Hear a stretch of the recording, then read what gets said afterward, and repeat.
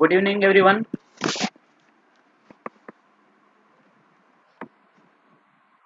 Good evening. आवाज clear आ रही है मेरी?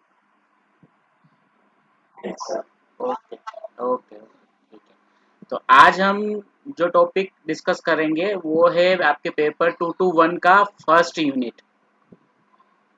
ओके, क्या है यूनिट का नाम पता है किसी को?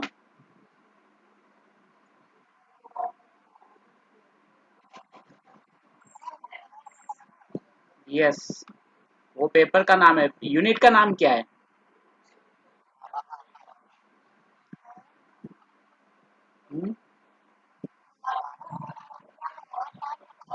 Yes correct.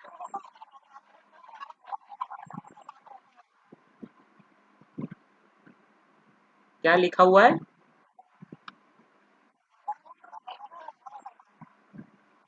नहीं।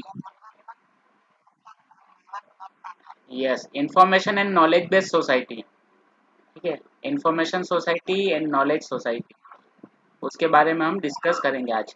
यह सुगंधा, सुगंधा, सुगंध या सुगंधा, क्या है प्रोनाउंसिएशन आपके नाम का?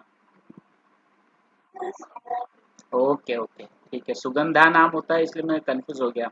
ठीक है, यस, कुछ क्वेरी थी आपकी?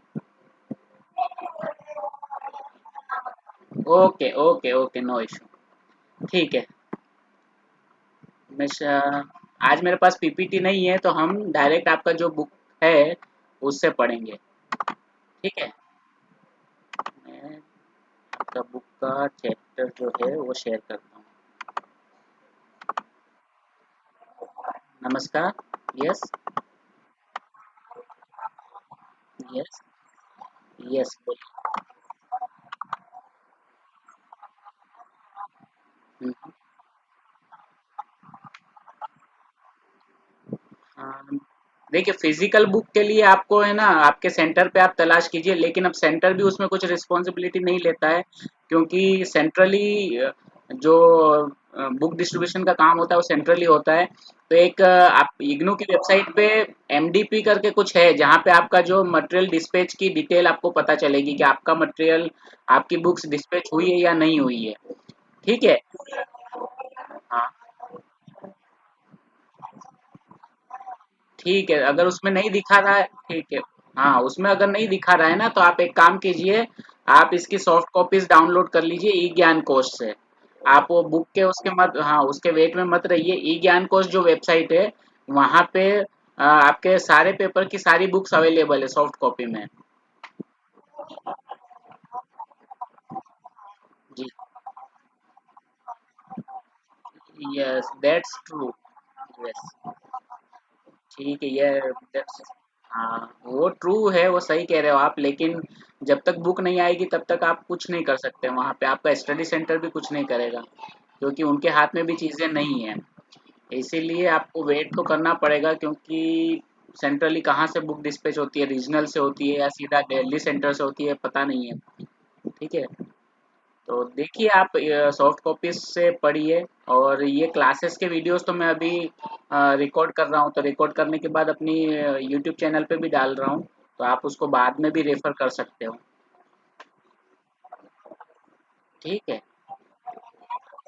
Okay okay. Yes yes, Sonal बोलिए।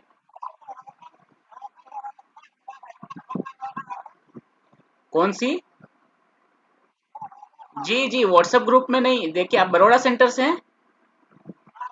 हाँ मिल जाएगी मिल जाएगी, आप बड़ौदा सेंटर के ग्रुप उस पे भी मिल जाएगी। जो बड़ौदा सेंटर से नहीं है उनको टेलीग्राम ग्रुप पे मिल जाएगी, नो इशू, मिल जाएगी।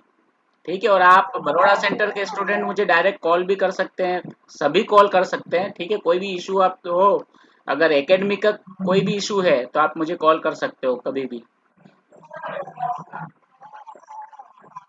मेरा मोबाइल नंबर है ना, मेरा मोबाइल नंबर मैं देखिए फिर से मैं चैट बॉक्स में डाल रहा हूँ, लेकिन मैंने शेयर किया हुआ है। अगर यूट्यूब चैनल मोबाइल नंबर से ढूंढोगे तो नहीं मिलेगा, पवन अग्रवाल आपको डालना पड़ेगा। ठीक है, और डीडीसी डुई डेसिमल क्लासिफिकेशन ऐसे डालिए, क्योंकि वही वीडियो सबसे ज़्यादा यूजर्स देख रहे थे और वही वीडियोस मेरे पास है। मिल जाएगा। ठीक है, तो आप देख सकते हो। तो इस बार सभी स्टूडेंट्स ने कहा कि नहीं सर दूसरे वीडियोस भी रखिए, तो मैं ये भी रिकॉर्ड कर रहा हूँ और ये भी आपको यूट्यूब चैनल पे मिल जाएंगी, जिसको बाद में रिवाइज करना है तो आप उनको उन वीडियो को देख के रिवाइज कर सकते हो। ठीक है, तो अगर कुछ नहीं मिल रहा है तो आप ग्रुप में इंफॉर्मेशन डालिए, क्वेरी डाल दीजिए तो आपको मिल जाएगी इंफॉर्मेशन। ठीक है, ओके। ठीक है, तो आज हम जो टॉपिक पढ़ रहे हैं वो है आपका पेपर 221 का यूनिट 1, जिसका नाम है libraries information and knowledge based societies. ठीक है, तो यहाँ पे दो तरह की सोसाइटीज की बात आ रही है, इंफॉर्मेशन सोसाइटी और नॉलेज बेस्ड सोसाइटी। ये जब हम पूरा पढ़ेंगे तो आपको डिसाइड करना है कि हम कौन सी सोसाइटी में रह रहे हैं, क्या हमारा देश नॉलेज सोसाइटी है या इंफॉर्मेशन सोसाइटी है। ठीक है,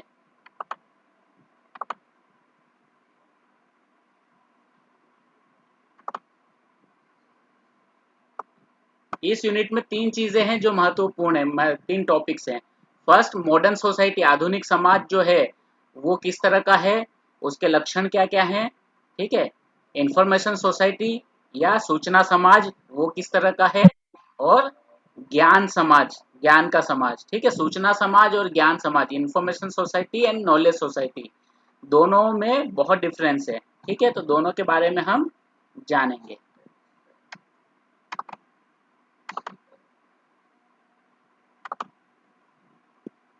इस यूनिट को पढ़ने के ऑब्जेक्टिव्स क्या क्या हैं, इसको पढ़ अगर हम पूरा समझ लेंगे तो हमें ये पता चलेगा कि जो मॉडर्न सोसाइटी होती है उसके कैरेक्टरिस्टिक्स क्या क्या हैं। ठीक है, और कितने तरह के इंस्टीट्यूशंस होते हैं, और जो list of the list the type of institution funded by it to meet its activities.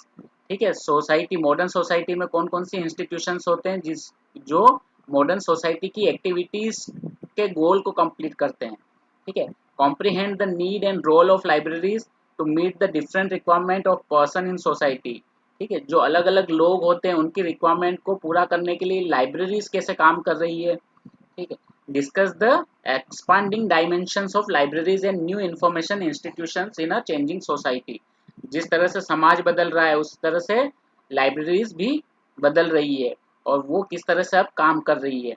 Then explain the concept of information society and its impact on information profession.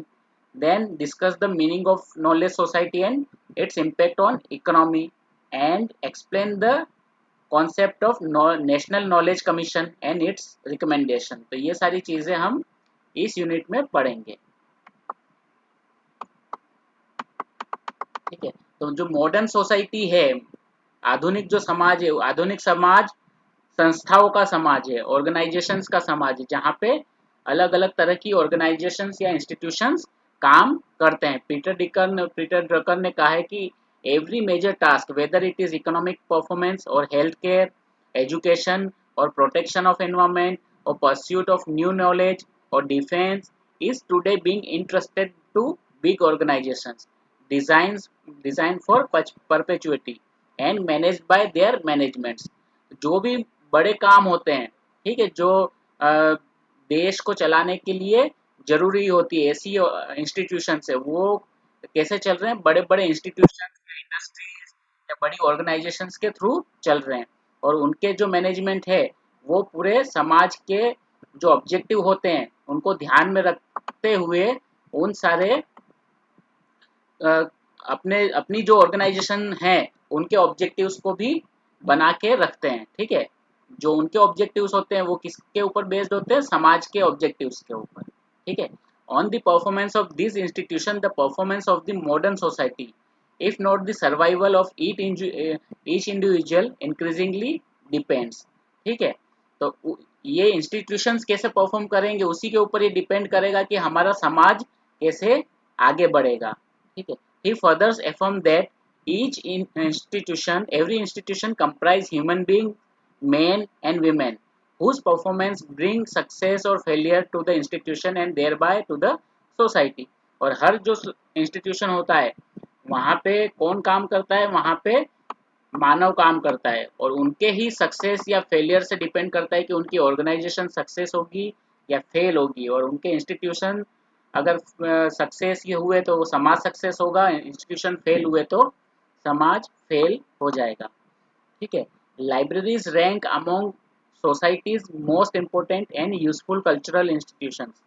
They play a vital role in the world's system of communication and education. The numerous resources and services that libraries provide help people to carry out their work, studies, and leisure time activities. Libraries provide access to knowledge and information that has been accumulated throughout the history. People of all walk of life, including students, teachers, scientists, business executives, and government officials, use library for their work. Since knowledge and information are so vital for all round of development, libraries and other institutions that handle knowledge and information are invaluable to the society. ठीक है। ये जो paragraph है ये show कर रहा है कि समाज के अंदर जो लाइब्रेरीज होती है उसका रोल बहुत ज़्यादा है। ठीक है। लाइब्रेरीज क्या करती है, इंफॉर्मेशन एंड नॉलेज को लोगों तक पहुंचाती है। और क्योंकि समाज जो है हम या तो उसे इंफॉर्मेशन सोसाइटी कह रहे हैं या तो नॉलेज सोसाइटी कह रहे हैं, तो हर व्यक्ति के लिए नॉलेज या इंफॉर्मेशन का बहुत बड़ा, बहुत ज़्यादा उसका रोल होता है, बहुत ज़्यादा वैल्यू होती है। ठीक है। तो हर तरह का व्यक्ति है, चाहे वो स्टूडेंट है, चाहे बिजनेसमैन है, चाहे टीचर है, चाहे साइंटिस्ट है, चाहे बैंकर है, ठीक है, जो भी है उसके लिए नॉलेज या इंफॉर्मेशन की ज़रूरत बहुत ज़्यादा होती है। और वो नॉलेज और इंफॉर्मेशन उन्हें कहाँ से मिलती है, लाइब्रेरीज उनको ये इंफॉर्मेशन और नॉलेज प्रोवाइड करता है। ठीक है। ये मैं छोड़ रहा हूँ। ठीक है। इन दी पढ़ लेते। In this unit an attempt is made to introduce you to the important role that libraries play in educational process of formal and non-formal learning, in research and development, etc.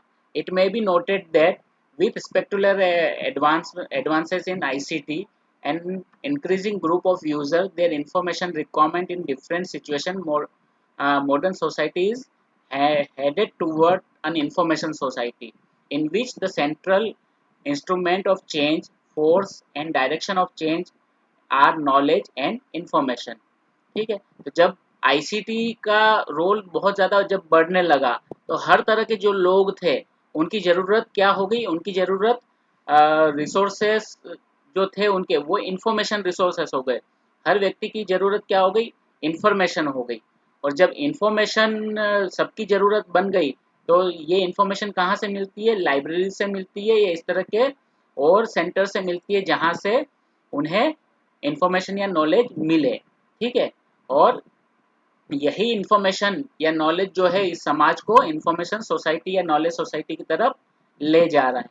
Proper understanding and assimilation of this ideas is essential for you to keep grasp the role of libraries and emerging information and knowledge society.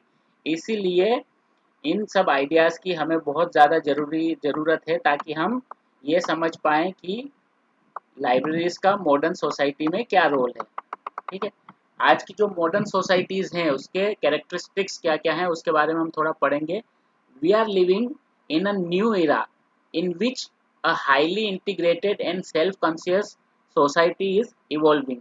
We give it name of modern society. The consumer today is different from consumer of yesteryears. We have seen how changing lifestyle have brought about a change in demand of goods and services, changing for consumer market. In present day, with better education opportunity, both literacy and information technology literacy rates are improving. More and more homes have radios, telephones, television sets, computers, etc. Each school have introduced computers in teaching and learning. In fact, the consumer today is better informed than and more aware of environment and global issues. In the modern society, the general trend is for organizing and nations to globalize and work in a burden-less, open manner. Geographic time, Geographic time and culture barriers are no longer issue of concern. People are in position to communicate with each other across boundaries. They are able to tap talents expertise and content from vast reservoir of resources. In education, variation of from previous norm is becoming a something to be consciously planned.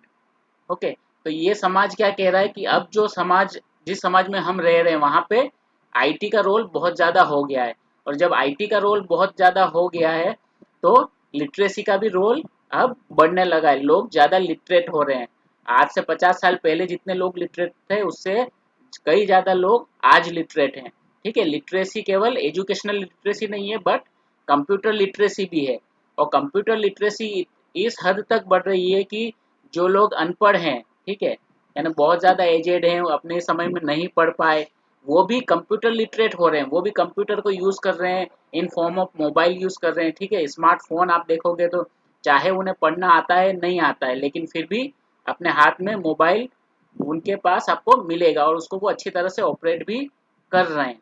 ठीक है, हर घर में आपको radio, television, internet, telephone, computers, ये सारी चीज़ें मिलेगी। Smartphone तो घर के अब हर मेंबर के हाथ में होने लग गया है। ठीक है, स्कूल में internet teaching, computer teaching, programming स्कूलों में भी सिखाई जाने लगी है। तो इन चीज़ों का जो आईसीटी है उसका इम्पैक्ट एजुकेशन पे बढ़ गया है। ठीक है, जो बैरियर्स थे आज से 20 साल पहले या 30 साल पहले, जो बैरियर्स थे वो बैरियर्स अब नहीं है।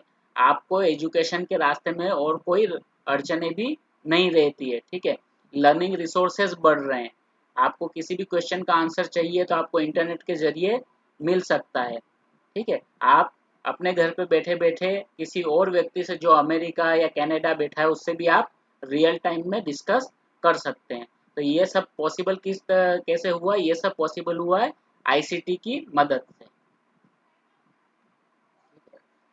They are able to tap talents, expertise and content from vast reservoir of resources. मतलब वही कि आप जो एक्सपर्टाइज आउट ऑफ इंडिया है, आउट ऑफ द एब्रॉड है, उनका भी आप यूज कर सकते हैं इंटरनेट के जरिए। In education variation from previous norm is becoming as something to be consciously planned. In addition to all this development taking place in consumerization of goods and services and changes taking place in social and cultural arenas, the modern society has varied need, not only not the least of which is education. Education helps to mold well-formed, knowledgeable and responsible citizen who will be able to contribute to the process of advancement of nation। ठीक है, तो ये ICT का जो development हुआ है इसका असर एजुकेशन पे भी हुआ है। और एजुकेशन जानी किस लिए जाती है, education is known for helping the people to make them well informed, well knowledgeable and responsible citizen who can help the country for their advancement. There is the goal of the economic well being of the society. Certainly activities toward this end must be sustained by technological developments brought about the research and enormous amount of information it make available to us। ठीक है, लेकिन जो activities हम कर रहे हैं आज के समय में, जो एक्टिविटीज़ चल रही है उन एक्टिविटीज़ को क्या होना चाहिए, वो सस्टेनेबल भी होना चाहिए। ऐसा नहीं कि आज एक्टिविटी शुरू हुई 10 दिन के बाद बंद हो गई। तो इसमें एक चीज़ जो आज यानी पूरा वर्ल्ड जिस चीज़ की बात कर रहा है वो किस चीज़ की बात कर रहा है, वो डेवलपमेंट की हम पहले बात करते थे, लेकिन अभी किस चीज़ की बात हो रही है, अभी सस्टेनेबल डेवलपमेंट की बात हो रही है।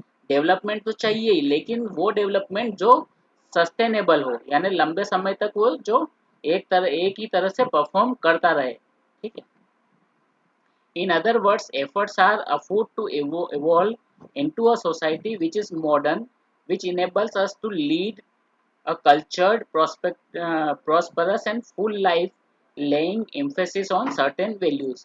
It is collective responsibility of the members of the society to make suitable arrangements for achieving these ideals। ठीक है, तो जो ऑब्जेक्टिव्स हैं सोसाइटी के ऑब्जेक्टिव्स हैं कि जो समाज हो वो कल्चर्ड समाज हो, जहाँ पे सब लोग शांति से रहे, सब सुखी से रहें, सभी प्रॉस्परस हो, ठीक है, और सभी एक वैल्यूज जो होती है सोशल वैल्यूज, उन पे वो लोग काम करें। तो ये रिस्पॉन्सिबिलिटी किसकी होती है? समाज के प्रत्येक व्यक्ति की रिस्पॉन्सिबिलिटी होती है ये, ठीक है, कि समाज कैसे सक्सेसफुल होगा। Society during the course of its existence funded different institutions, ठीक है, और समाज ने क्या किया? अपने इन गोल्स को पूरा करने के लिए बहुत सारे ऑर्गेनाइजेशंस या इंस्टीट्यूशन से उनको फंड करना शुरू किया, ठीक है। जैसे एजुकेशनल इंस्टीट्यूशंस की अगर बात करें तो schools, college, universities, research institutions, cultural organisations, ठीक है, artistic institutions, business organisation, okay, judiciary, बहुत सारे इंस्टीट्यूशन है जिनको पब्लिक फंड कर रही है ताकि वो समाज के बैलेंस को बना के रखे और समाज का जो गोल है उस गोल को अचीव करने में सोसाइटी की हेल्प करें, ठीक है। In fact all the institutions founded by the society, library and its modern cognates are potent in meeting a variety of needs of different user of modern society, ठीक है। इन सभी जो इंस्टीट्यूशन में library एक ऐसा इंस्टीट्यूशन है जो समाज के अलग अलग लोगों की, अलग अलग यूजर्स की जो नीड है उसको पूरा करने में सक्षम होती है, ठीक है। तो लाइब्रेरी जो है मॉडर्न सोसाइटी में उसके रोल क्या क्या हैं? जो एक साइंटिस्ट है, इंफॉर्मेशन साइंटिस्ट ब्रोफी, उन्होंने 4 मॉडल इस कॉन्टेक्स्ट में आइडेंटिफाई किए हैं कि लाइब्रेरी का रोल किस तरह से होगा समाज के अंदर, ठीक है। जिसमें फर्स्ट है लाइब्रेरी एज कलेक्शन, सेकेंड है library as an organisation of resource sharing, third है the library as provider of access, and fourth है द एम्बेडेड और इमर्सिव लाइब्रेरी, ठीक है। एक इसमें लाइब्रेरी एक कलेक्शन जहाँ पे हर यूजर को ध्यान में रखते हुए कलेक्शन इकट्ठा किया जाता है, ठीक है। दूसरा, उस कलेक्शन को लोगों तक पहुंचाया जाता है या अलग अलग जो लाइब्रेरीज होती है वो अपने ये रिसोर्सेस शेयर करती है एक दूसरे के ऑब्जेक्टिव को पूरा करने के लिए, ठीक है। उसके बाद लाइब्रेरी क्या करती है? अपने जो रिसोर्सेस हैं उनको लोगों तक पहुंचाती है अलग अलग टूल्स का यूज करके, ठीक है। और चौथा ये है कि हर किसी की जो ज़रूरत है, ठीक है, अलग अलग लोगों की, उसको एम्बेड कर देती है अपनी सर्विसेज के थ्रू, ठीक है, उसको पूरा करने की कोशिश करती है।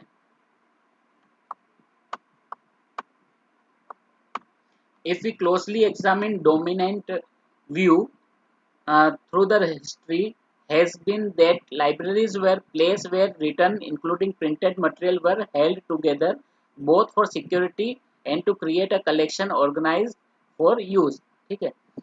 The collection was paramount and steps had to be taken to secure its development and representativeness. Also, beside collection, resource organization become increasingly important. Alongside the concept of collection, the organization of access to knowledge and the need of the user as an individual strengthened the view that the library was social institution which played a role in the organisation of society, ठीक है। इसने library में क्या किया? Library ने अपने collections बढ़ाए, ठीक है। कलेक्शन बढ़ाने के बाद उन्होंने उस कलेक्शन को लोगों तक पहुंचाया, हर एक यूज़र की नीड को ध्यान में रखा, ठीक है, कि उनकी क्या ज़रूरत है और उसके अकॉर्डिंग अपना जो कलेक्शन डेवलपमेंट है उस पर ज़्यादा ध्यान दिया।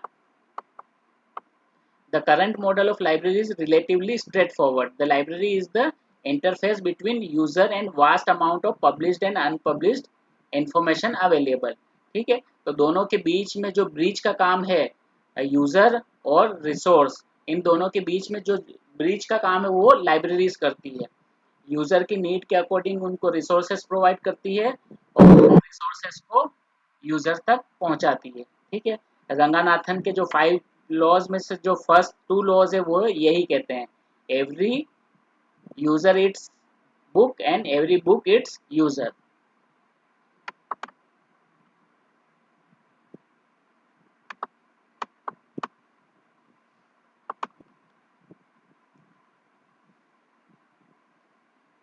Most library place greatly emphasis on their role in facilitating and supporting learning.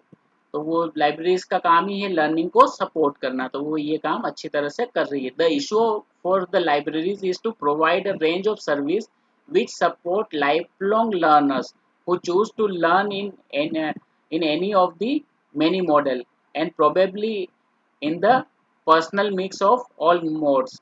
Therefore, there is a considerable challenge for the librarians across most sectors to develop their direct involvement in delivery of learning. As a matter of fact, understanding of pedagogical principles will help librarians to be more effective in designing and delivering services and in demonstrating the relevance and importance of the library. ठीक है, तो यहाँ ये क्या कह रहा है, ये कह रहा है कि लाइब्रेरीज जो होती है उनके सामने ये चैलेंज होता है कि उन्हें अलग अलग तरह के लोग होते हैं, उनकी नीड को समझना होता है, उनकी अंडरस्टैंडिंग के जो लेवल्स होते हैं उसको समझना होता है, उनकी ग्रास्प की जो पावर होती है उसको समझना होती है. ठीक है, और उनके पास जो यूज़र आते हैं ज़रूरी नहीं कि वो यूज़र केवल स्टूडेंट ही हो. ठीक है, वो यूज़र समाज के हर तबके से उनके पास आ सकते हैं. तो उनको किस चीज़ की ज़रूरत होती है, उनके लिए ज़रूरी होता है कि उनमें पेडागोजिकल अंडरस्टैंडिंग भी हो. ठीक है, कि इसको कोई अलग अलग लोग किस तरह से लर्निंग को एक्सेप्ट कर सकते हैं. ठीक है, इंफॉर्मेशन को कैसे वो ग्रास्प अप कर सकते हैं. इसीलिए लाइब्रेरी का जो रोल है या इम्पोर्टेंस है वो और ज़्यादा बढ़ जाता है.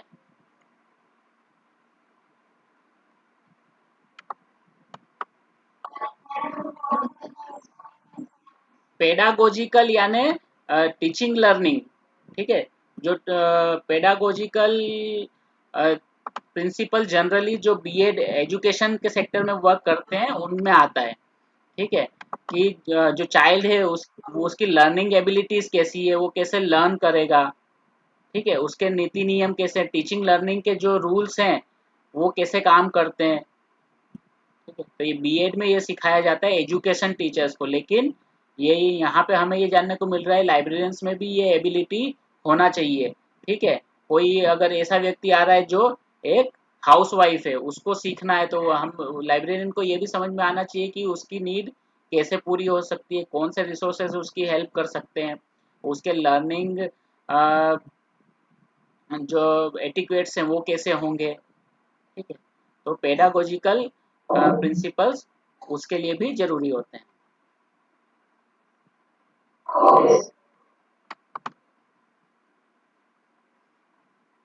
Both services and knowledge are firmly at the center of community development, whether globally or locally. The offering of knowledge-based services and continuous enhancement of its quality have been provided business with an avenue of differentiation from their competitors, but library has not conducted and do not conduct business. ठीक है, जो अलग अलग दूसरी organisation होती है उनके बहुत सारे कॉम्पिटिशन्स होते हैं, और उस कॉम्पिटिशन को बीट करने के लिए वो लोग क्या करते हैं, आगे बढ़ते हैं, कुछ नया नया सोचते हैं. लेकिन लाइब्रेरीज क्या होती है, लाइब्रेरीज बिजनेस नहीं है. ठीक है, वो अ, अपने जो सर्विसेज होती है उससे कोई सी भी तरह का प्रॉफिट नहीं लेते हैं. They are unique and need to progress in 21st century, empowering themselves to meet the changing need of the society.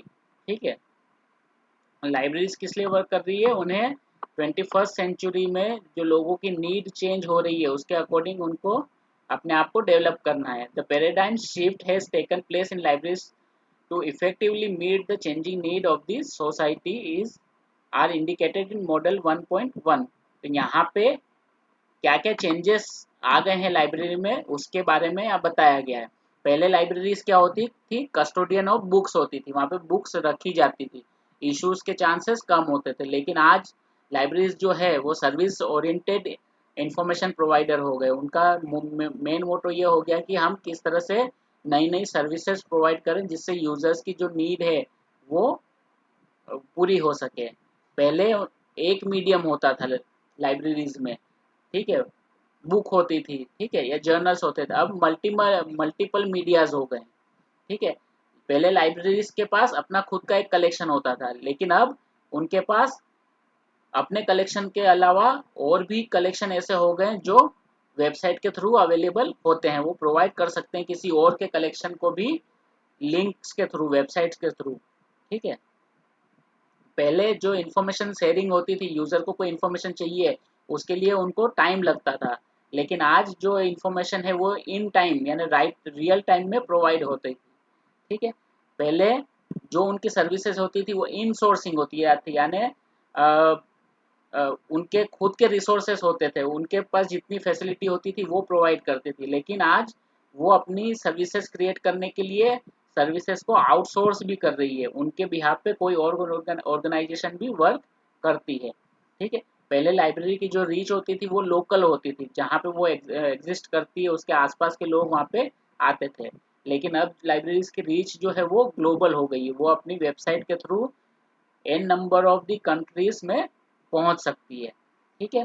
पहले लोग लाइब्रेरी में जाते थे, अब लाइब्रेरी लोगों के पास पहुंचती है, तो ये सारे पैराडाइम शिफ्ट लाइब्रेरीज में हुए हैं पिछले कुछ समय में।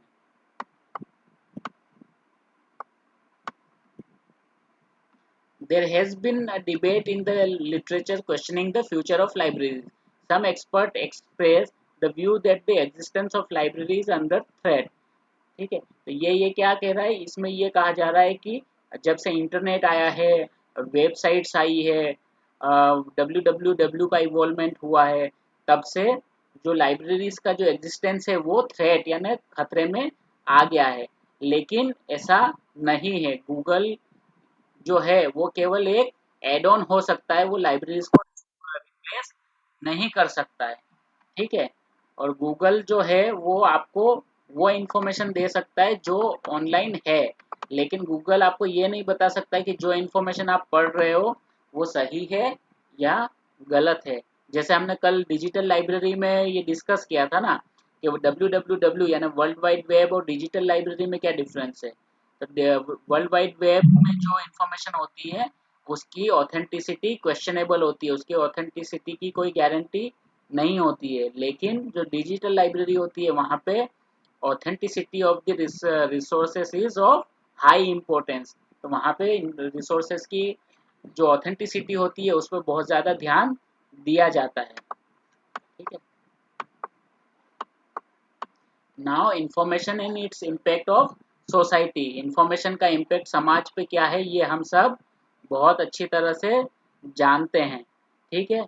आज इलेक्शंस जो होते हैं वो ऑन सोशल मीडिया लड़े जाते हैं, परसेप्शन जो है वो सोशल मीडिया पे क्रिएट हो जाती है। इंफॉर्मेशन की इतनी ज़्यादा वैल्यू है कि आज की जो बड़ी बड़ी इंडस्ट्रीज हैं वो सारी इंफॉर्मेशन इंडस्ट्रीज हैं, ठीक है। अगर आप दुनिया की सबसे बड़ी इंडस्ट्रीज का नाम लोगे तो उसमें से आई थिंक सारी की सारी इंफॉर्मेशन इंडस्ट्रीज होगी, वो गुड्स इंडस्ट्रीज नहीं होगी, ठीक है। आप नाम लोगे माइक्रोसॉफ्ट का तो वो सबसे बड़ी इंफॉर्मेशन इंडस्ट्री है, अगर आप गूगल का नाम लोगे तो वो सबसे बड़ी इंडस्ट्री इंफॉर्मेशन इंडस्ट्री है। टेस्ला टेस्ला के प्रोडक्ट हैं लेकिन वो भी बेस्ड ऑन इंफॉर्मेशन है, ठीक है। तो ये सारी जो बड़ी इंडस्ट्रीज हैं वर्ल्ड की वो सारी इंफॉर्मेशन बेस्ड इंडस्ट्री हैं। तो इंफॉर्मेशन का रोल हर जगह बहुत ज़्यादा बढ़ रहा है। Information and knowledge are deemed to be social wealth. The benefit of this social wealth should be available to all members of the society. This social wealth is available in variety of physical forms. ठीक है, जो knowledge या information है वो क्या कहा जाता है, वो सामाजिक धन यानी सोशल वेल्थ कहा जाता है, और वो सभी के पास अवेलेबल होना चाहिए और वो अवेलेबल है भी, लेकिन क्वेश्चन है उसके एक्सेप्टेंस का, लोग उसको कितना एक्सेप्ट करते हैं, क्योंकि उसके अंदर जो नॉलेज है बुक्स में, जर्नल्स में, ठीक है, या फिर मैन्युस्क्रिप्ट्स में, ठीक है, जो भी नॉलेज है अगर वो किसी को लेना है तो वो उसको उसके लिए समय देना पड़ेगा, उसको पढ़ना पड़ेगा, तभी वो नॉलेज को ग्रहण कर पाएगा या इंफॉर्मेशन को ग्रहण कर पाएगा। और वो अगर वो नहीं करेगा कोई भी व्यक्ति तो फिर उस चीज से, उस सोशल, उस नॉलेज वे की जो वेल्थ है उससे वो दूर रहेगा, चाहे वो स्टूडेंट हो या कोई लेमन। ठीक है, anyone who has to get some knowledge or information, they have to study, they have to read। ठीक है, तो पढ़ना बहुत जरूरी है। Ordinary citizen requires a variety of information in their daily discharge of duty. Use of information certainly affect their mental growth, brings changes in their outlook as well as lifestyle। ठीक है, information अगर उनके पास होगी तो उनके behaviour में भी change होगा, उनके आउटलुक में चेंज होगा, उनकी लाइफस्टाइल में चेंज होगा। लेकिन इंफॉर्मेशन अगर नहीं है तो फिर आपको उसके डिसएडवांटेजेस भी भुगतने पड़ सकते हैं। The impact of information and knowledge may be noticed in number of human activities. Some of these are education, R&D, government activities, mass communication, media। Okay, society itself has undergone significant change at different period of human history, and information use has been cited as one of the most important agent for this change। Three stages are generally identified in course of societal evolution. That is the agrarian society, industrial society, and post-industrial society. All these societal transformation, the use of um, information played a vital role। ठीक है, तीन तरह के समाज आज तक हम देख सकते हैं। एक जो था वो कृषि युग था। ठीक है, एग्रेरियन सोसाइटी थी, एग्रीकल्चर का जहाँ पे सब प्रभुत्व था। उसके बाद इंडस्ट्रियल सोसाइटी आई, और अभी जो है हम जिसमें रह रहे हैं वो पोस्ट इंडस्ट्रियल सोसाइटी है। और इन तीनों सोसाइटी में रोल ऑफ इंफॉर्मेशन हमेशा बहुत महत्वपूर्ण रहा है। ठीक है, इसीलिए मैंने जब शायद मास्टर्स की क्लास में इंफॉर्मेशन पढ़ा रहा था तो मैंने ये कहा था कि इंफॉर्मेशन बहुत छोटा सा टर्म है, लेकिन इसकी मीनिंग, इसको समझना, ठीक है, बहुत ज़्यादा ज़रूरी है। और इंफॉर्मेशन के साथ साथ कुछ इसके टाइप्स भी आए हैं, या टाइप्स कहें या इसके काउंटरफीट कहें, तो उनसे भी बच के रहना भी बहुत ज़रूरी है। ठीक है, तो जब इंफॉर्मेशन का इतना ज़्यादा रोल है तो क्या होगा, जो समाज है वहाँ पे बहुत ज़्यादा चेंजेस आएंगे। और वो चेंजेस क्या लेके आए, वो चेंजेस एक नाम लेके आए सोसाइटी के लिए, दैट इज इंफॉर्मेशन सोसाइटी। समाज को इंफॉर्मेशन सोसाइटी कहा जाने लगा। ठीक है, इंफॉर्मेशन सोसाइटी क्या होती है, अब उसके बारे में हम थोड़ा पढ़ेंगे। It is often stated that we live in an era of change, but how can one characterize the deep transformation that come with the accelerated insertion of artificial intelligence and new information communication technologies in our present society? It is question of a new stage in the industrial society, or are we entering into a new era? ठीक है, यानी जो changes आ रहे हैं, जो communication ICT के changes आ रहे हैं, ठीक है, उनका हाल के जो समाज है उस पर बहुत ज़्यादा असर हुआ है। ठीक है, और उससे क्या हम इंडस्ट्रियल सोसाइटी की जो डेफिनेशन थी उससे क्या हम बाहर आ रहे हैं, या किसी और समाज में हम, या किसी और युग में हम प्रवेश कर रहे हैं। ठीक है, तो उस युग को डिफाइन करने के लिए बहुत सारे टर्मिनोलॉजीज आए हैं, जैसे ग्लोबल विलेज, ठीक है, teletron, technotronic era, post industrial society, information society, और इंफॉर्मेशन एज, या फिर नॉलेज सोसाइटी। ठीक है, ऐसे टर्म्स हम हमेशा सुनते होंगे कि we are living in information society, we are living in post industrial society, we are living in post modern era. ठीक है, हम मॉडर्न समाज को भी पार कर गए, हम पोस्ट मॉडर्निटी में अभी रह रहे हैं। ठीक है, but while debate proceeding in the theoretical sphere, reality races ahead and communication media selected the term that we have to use. In the case, it is the case with the term of information society. In the present decade, the expression information society has without doubt has been confirmed as the hegemonic terms, not because it necessarily expresses theoretical clarity, but rather than due to its baptism and official policy of more developed countries, and the fact that it merited the world summit dedicated in its honour.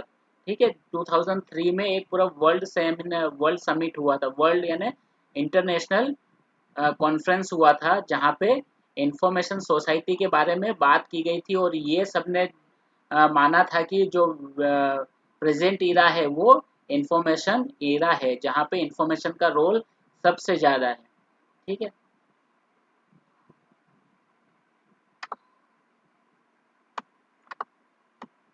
तो information society जो concept है उसका evolution कैसे हुआ। The concept of information society emerged during 1970s and throughout 1980s. The rapid gained popularity and currency. Its proponent ranging from scholars and academic authors to popular writers। यानी 1970s में इस शब्द इस term के ऊपर discussion शुरू हुए, 1980s में ये डिस्कशन और ज़्यादा बढ़ गए।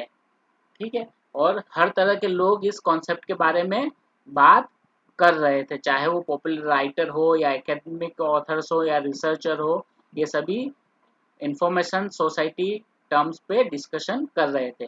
Prominent among the first group of writer were Masuda, who who is in Japanese context perceived an eventual transition of the society to point at which the production of information values become the driving force for the development of society। तो जो product उन्होंने ये कहा था कि production जो information का production हो रहा है वो सोसाइटी के डेवलपमेंट के लिए ड्राइविंग फोर्स बन रहा है। सेकंड जो थे इस ग्रुप के अंदर, सेकंड ऑथर थे, वो थे Tom Stonier, who perceived the dawning of a new age for Western society. He drew explicit parallels and contrasts between industrial and information societies. Although not very comfortable with the term of information society, Daniel Bell did much to sustain it through his work post-industrial society। तो Daniel bell है और Tom स्टोइनर है, इन्होंने भी information society जो concept था उसका support किया। In the coming of the post-industrial society, Bell argued that the increased part played in science in the productive process, the rise of prominence of professional, scientific and technical groups, and the production of computer technology, all are the evidence of the new axial principle of the core of the socio-economic system, namely the central of the theoretical knowledge।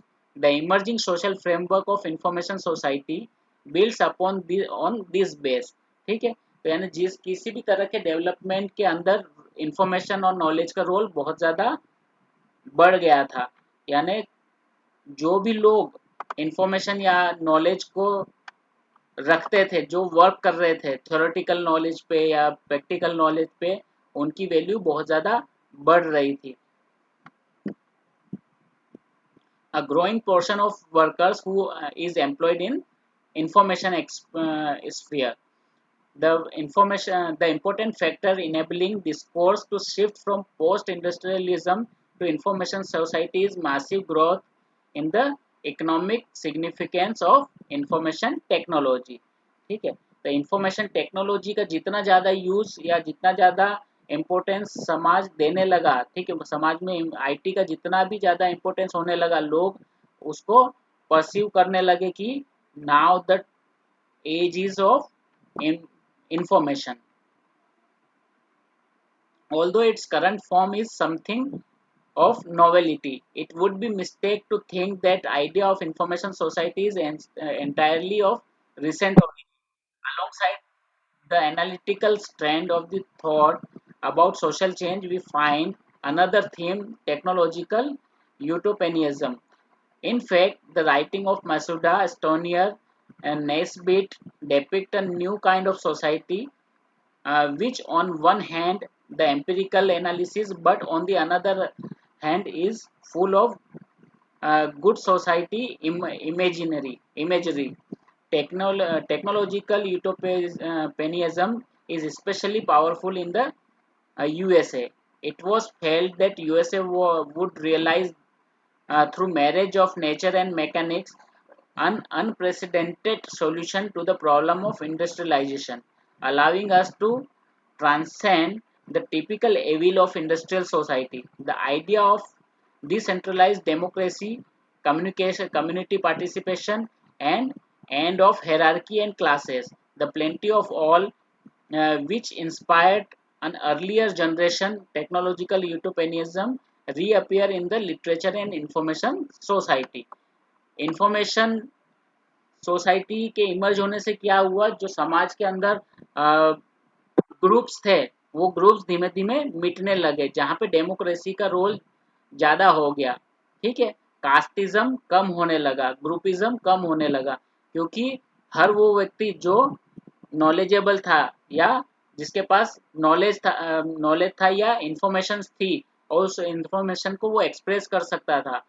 ठीक है, उस वो समाज के सामने आने लगा। समाज के सामने कैसे आने लगा? इंफॉर्मेशन टेक्नोलॉजी की मदद से। पहले क्या होता था कि ठीक है, कोई किसी के पास बहुत ज़्यादा एबिलिटीज़ भी है और नॉलेज भी है, लेकिन क्योंकि उसके पास सोर्स ऑफ शेयरिंग नहीं थे, तो वो अपने नॉलेज को सप्रेस, जो लोग थे, पावरफुल लोग थे, वो उसके नॉलेज को या उसके कैपेबिलिटीज़ को सप्रेस कर देते थे। लेकिन आईटी के इमर्ज होने के बाद उसके नॉलेज को या उसकी एबिलिटीज को किसी भी तरीके से सप्रेस करना मुश्किल हो रहा था। ठीक है, कुछ और लोग हैं जैसे Alvin Toffler and John Naisbitt have done much to popularise the concept of information society. Alvin Toffler ने तो फ्यूचर पे बहुत ज़्यादा लिखा है। Nesbitt contended that United States made the transition from industrial to an information society as early as 1960s and 1970s। उन्होंने कहा कि यूएस के अंदर तो जो इंडस्ट्रियल सोसाइटी से इंफॉर्मेशन सोसाइटी में जो ट्रांजिशन था वो यूएस ने 1960s और 70s में ही कर लिया था। And in this process the computer played a significant role. On the other hand, Toffler talked about information bomb exploding in the midst and power shift in society, which will make it depend on knowledge। Alvin Toffler ने ये कहा कि knowledge explosion जब हुआ, ठीक है, knowledge या information explosion जब हुआ, ठीक है, और उससे क्या हुआ, इंफॉर्मेशन का जनरेशन जो था, डेवलपमेंट था, वो बहुत ज़्यादा बढ़ गया। प्रेजेंटली ये कहा जाता है कि वर्ल्ड में जितनी इंफॉर्मेशन है आज, 4 साल में उससे वो डबल हो जाएगी। ठीक है, इतना ज़्यादा इंफॉर्मेशन फास्ट ग्रोइंग हो रहा है। तो एल्विन टॉफलर ये कह रहे थी, उन्होंने ये कहा कि इंफॉर्मेशन एक्सप्लोजन की वजह से जो समाज के अंदर जो पावर शिफ्ट था वो नॉलेज के ऊपर ज़्यादा डिपेंडेंट था, इंफॉर्मेशन के ऊपर ज़्यादा डिपेंडेंट था। The newness and attraction of these ideas and the vigor with which they are expressed fired the public imagination and helped to sustain the interest of the concept of information society and its literature।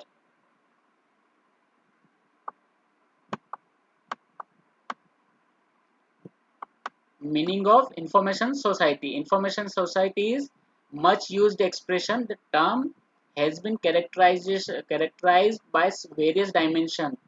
Several authors have tried to define and interpret this term according to their own perception. What strikes one in reading the voluminous literature on the information society is that so many writers operate with underdeveloped definition on their subjects. They write copiously about particular feature of the information society but are vague about their operational criteria। ठीक है, ये सब इतना important नहीं है। ये कह रहा है कि बहुत सारे लोगों ने उस कॉन्सेप्ट पे बात की लेकिन सभी लोग उसमें क्लियर नहीं थे। लेकिन बाद में कुछ लोग आए जिन्होंने, कुछ ऑथर्स थे जिन्होंने इस चीज़ को क्लियर किया।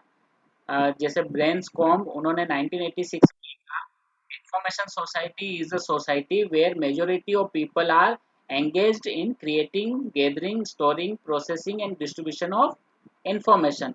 ठीक है, एक ऐसी सोसाइटी जहाँ पे मेजोरिटी ऑफ पीपल, मेजोरिटी जो समाज के लोग हैं वो क्या करते थे, वो क्रिएट करते थे, इकट्ठा करते थे, स्टोर करते थे, प्रोसेस करते थे और उसको डिस्ट्रीब्यूट करते थे। किस चीज़ को? इंफॉर्मेशन को। मतलब इंफॉर्मेशन एक प्रोडक्ट की तरह काम कर रहा था। ठीक है, they are using information as a product. Manfred Kochen in 1987 उन्होंने कहा that the simple notion of the society in which information rather than material flows constitute most of its communication and control.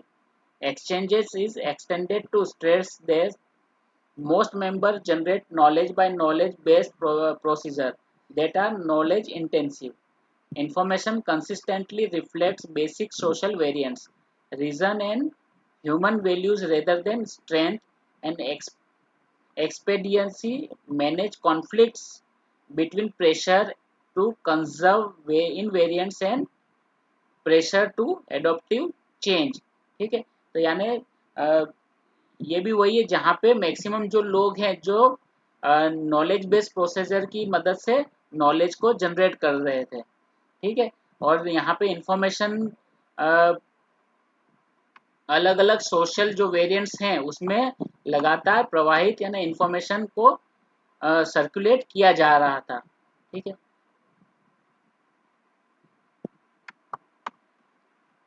और इसके अंदर जो reasons and human values, reasons मतलब किसी भी reasoning जो है वो, और ह्यूमन वैल्यूज वो किस चीज के वो जगह पे काम कर रही थी, उनकी स्ट्रेंथ यानी जो पावर्स हैं उसकी जगह ह्यूमन वैल्यू और रीजनिंग जो है वो सोशल जो कॉन्फ्लिक्ट्स थे, ठीक है, लोगों के, उसके अ,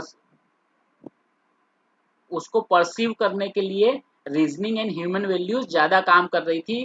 किससे? पावर से।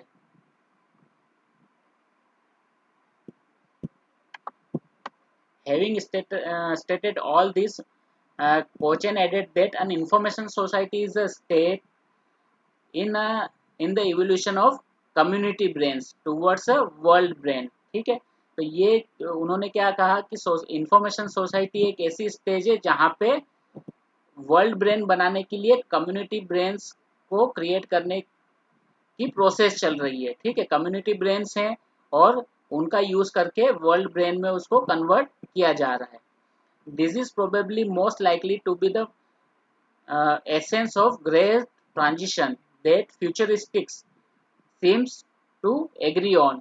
जो फ्यूचरिस्टिक्स थे जैसे एल्विन टॉफलर, वो इन चीज़ों पे ज़्यादा एग्री हो रहे थे।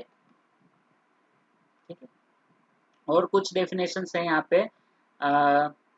Ron felt is one of the opinion that information society is one which sees steady blurring of boundaries which presently separates computer hardware, communication systems and satellites, global networks and more।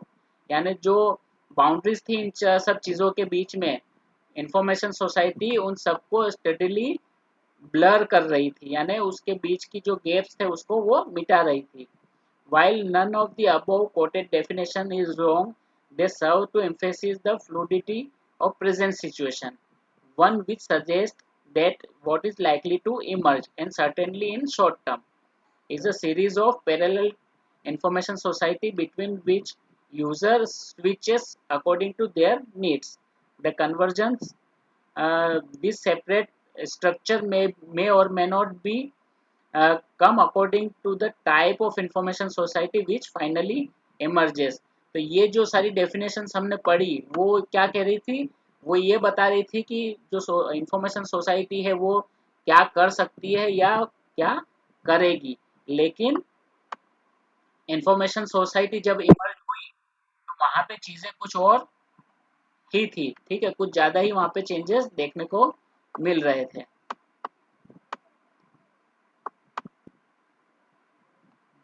The information society concept has close affinities with the theory of post-industrial society of Daniel Bell. In the coming of post-industrial society, Bell argued that increased part played in the by science in the productive process, the rise of prominence of professional, scientific, and technical groups, and the introduction of computer technology all are evident of new axial principle at the core of socio-economic system, namely the centrality of theoretical knowledge. The emerging social framework of information society build upon this base. ठीक है, तो ये don Daniel bell का main यही था कि जो computer technology है, ठीक है, उसके ऊपर जो काम हो रहा है, उसका जो बेस है वो इंफॉर्मेशन सिस्टम ही है, नॉलेज ही है, थियोरेटिकल नॉलेज है। और ये जो थ्योरेटिकल नॉलेज है वो इंफॉर्मेशन सोसाइटी के जो इमरजेंस के लिए सबसे ज़्यादा काम कर रहा था। Information increasingly becoming a source of added value. ठीक है, जो इंफॉर्मेशन थी, सोर्स ऑफ इंफॉर्मेशन था, वो एडेड वैल्यू बन रहा था, एंड दस वेल्थ। ठीक है, तो इंफॉर्मेशन वेल्थ में भी कन्वर्ट हो रही थी। आपको पता होगा माइक्रोसॉफ्ट जो माइक्रोसॉफ्ट है, ठीक है, वो कहाँ से शुरू हुआ था? एक छोटे से गैरेज से शुरू हुआ था। दो स्टूडेंट्स थे, उन्होंने मिलके पूरा कंप्यूटर, पूरा माइक्रोसॉफ्ट बनाया था। एप्पल भी वैसे ही शुरू हुआ था। ठीक है, तो बहुत सारी अब बड़ी बड़ी जैसे एक और खान्स एकेडमी भी वैसे ही शुरू हुई थी। ठीक है, तो बहुत छोटी जगह से ये सारी इंडस्ट्रीज शुरू हुई और आज वो बहुत बड़ी इंडस्ट्रीज है। ठीक है, तो उनके पास जो इंफॉर्मेशन थी, उस इंफॉर्मेशन और उनके को उन्होंने यूटिलाइज किया और उसको पूरा वेल्थ में कन्वर्ट कर दिया। A growing portion of workers is employed in the information sphere.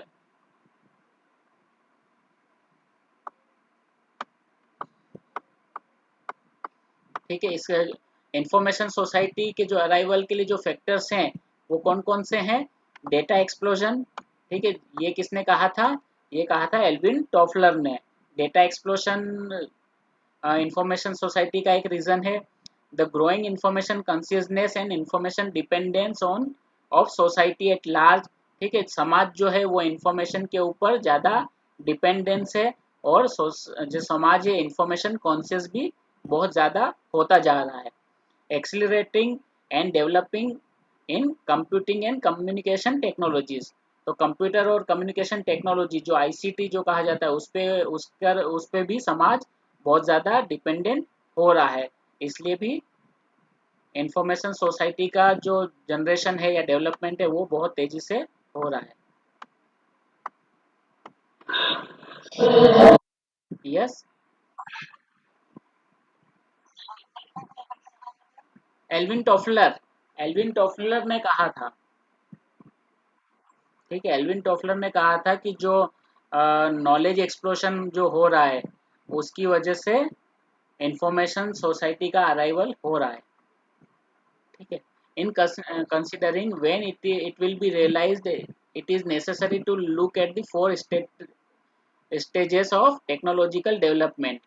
ठीक है, टेक्नोलॉजिकल डेवलपमेंट के 4 स्टेजेस यहाँ पे डिस्कस किए हुए। 1, science based computerisation where computer is used extensively in national scale projects.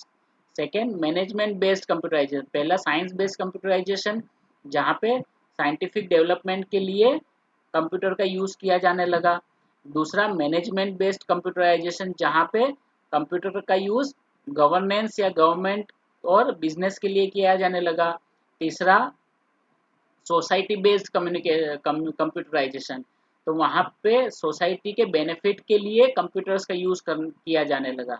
उसके बाद और नैरो ये हो गया इंडिविजुअल बेस्ड कंप्यूटराइजेशन, जहाँ पे हर इंडिविजुअल कंप्यूटर को एक्सेस कर सकता था। तो आप कंप्यूटर का डेवलपमेंट भी देखोगे तो आप इस तरह से ही देखोगे। इनिशियली जो कंप्यूटर्स का यूज़ किया जाता था वो साइंस के डेवलपमेंट के लिए किया जाता था। ठीक है, उसके बाद गवर्नमेंट और बिजनेस, जो बड़े बड़े बिजनेस थे वो कंप्यूटर्स का यूज़ करते थे। उसके बाद जो समाज में कंप्यूटर आया और सोसाइटी में कंप्यूटर आने के बाद फिर लोगों के पास, इंडिविजुअल के पास कंप्यूटर आ गया। In the other words, the most advanced stage of information society appear to be high mass knowledge creation society. ठीक है, तो इंफॉर्मेशन सोसाइटी का जो एडवांस वर्जन है, तो वो कौन सा वर्जन होगा जहाँ पे हाई मास नॉलेज क्रिएशन सोसाइटी दिखाई दे। ठीक है, इंफॉर्मेशन के साथ साथ उस इंफॉर्मेशन को प्रोसेस करके नॉलेज भी क्रिएट हो रहा हो। ठीक है, from the above discussion we it may be inferred that a high degree of computerization, large volume of electronic data processing, and employment of information technology and telecommunication based information service structure are the main criteria that signifies whether a society or nation has become information society or not। ठीक है, कोई देश information society बना है या नहीं बना है, अगर वो आपको डिसाइड करना है तो आपको क्या देखना होगा कि कंप्यूटराइजेशन कितना ज़्यादा यूज़ हो रहा है, वहाँ पे कंप्यूटर्स कितना यूज़ हो रहा है, इलेक्ट्रॉनिक डेटा प्रोसेसिंग कितनी हो रही है। ठीक है, और आईसीटी के फील्ड्स में कितनी जॉब क्रिएट हो रही है, वहाँ पे एम्प्लॉयमेंट कितना आ रहा है। ठीक है, तो ये सब चीज़ें डिसाइड करती है कि कोई भी सोसाइटी इंफॉर्मेशन सोसाइटी है या नहीं है।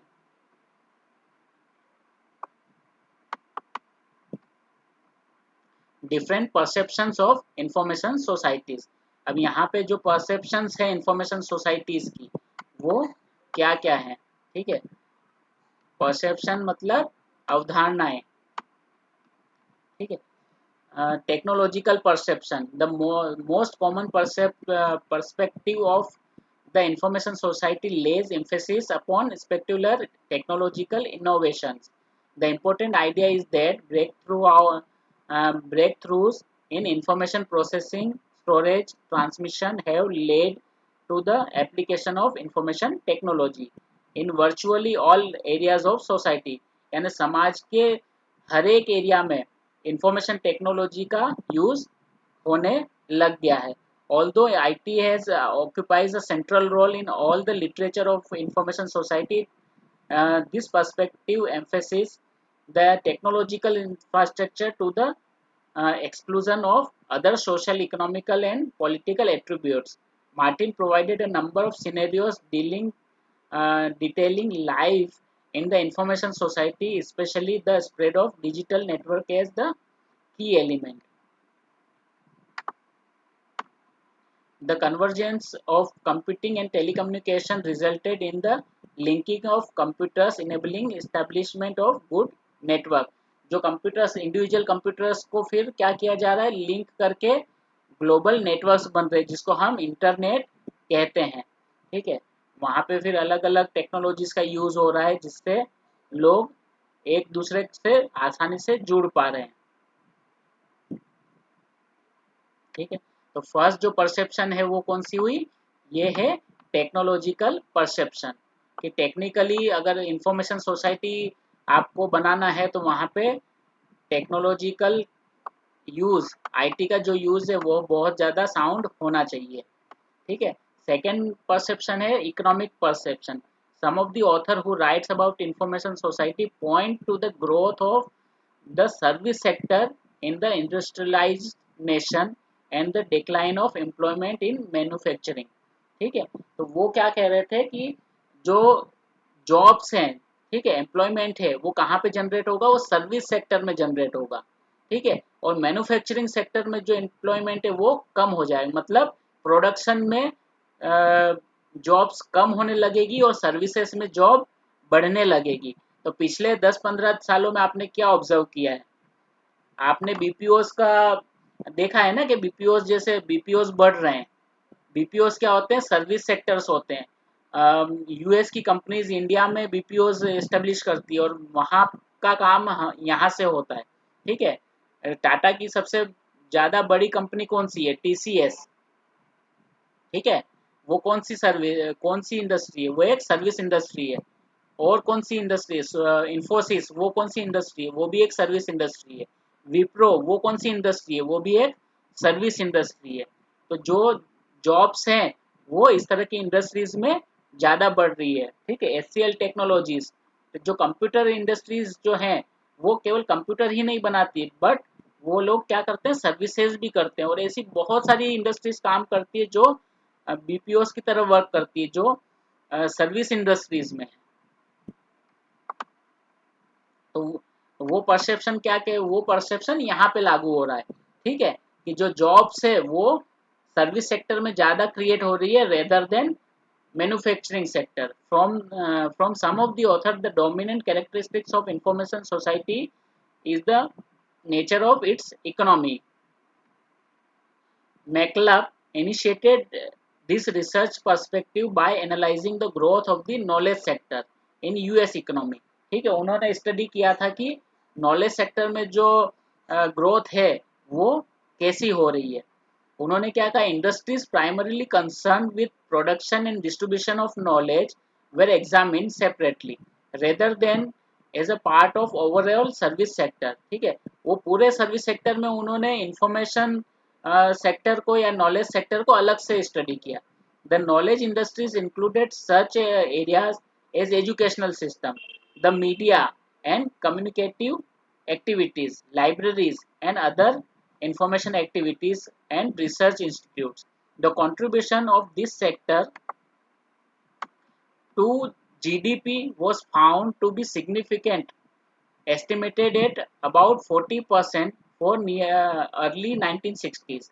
यानी ये जो नॉलेज सेक्टर था, ये पूरी जीडीपी का 40% 1960s में प्ले कर रहा था। ठीक है, टोटल जीडीपी जितनी थी उसमें से 40% था वो केवल नॉलेज सेक्टर से आ रहा था। And growing at the rate considerably higher than the industrial sector, और उसका डेवलपमेंट भी जो था वो बहुत ज़्यादा तेजी से हो रहा था, इंडस्ट्रियल सेक्टर से भी ज़्यादा वो आगे बढ़ रहा था। Machlup concluded that knowledge industries would soon overpace the industrial sector. तो उन्होंने ये कहा था कि जो इंडस्ट्रियल सेक्टर है, नॉलेज सेक्टर उसको बहुत जल्दी ही सरपास कर देगा, यानी इंडस्ट्रियल सेक्टर को पीछे छोड़ देगा। और उससे क्या होगा, उन्होंने ये कहा कि उससे नॉलेज सोसाइटी का जन्म होगा, यानी इंफॉर्मेशन सोसाइटी से भी एक कदम आगे। A similar conclusion was reached at about the same time in Japan. Umeshio predicted the rise of spiritual industries over material and agricultural sector in economics that were more developed. तो उन्होंने भी ये कहा था कि स्पिरिचुअल इंडस्ट्रीज जो हैं वो मटेरियल इंडस्ट्री या एग्रीकल्चरल इंडस्ट्री से आगे बढ़ जाएगी। The best known and often cited study on the emergence of information economy perceived on the line of the report from Mark Porret. Porret initiated much of this work by broadening, broadening the views of information work to apply more than those jobs falling within the information or knowledge sector as defined by McLab.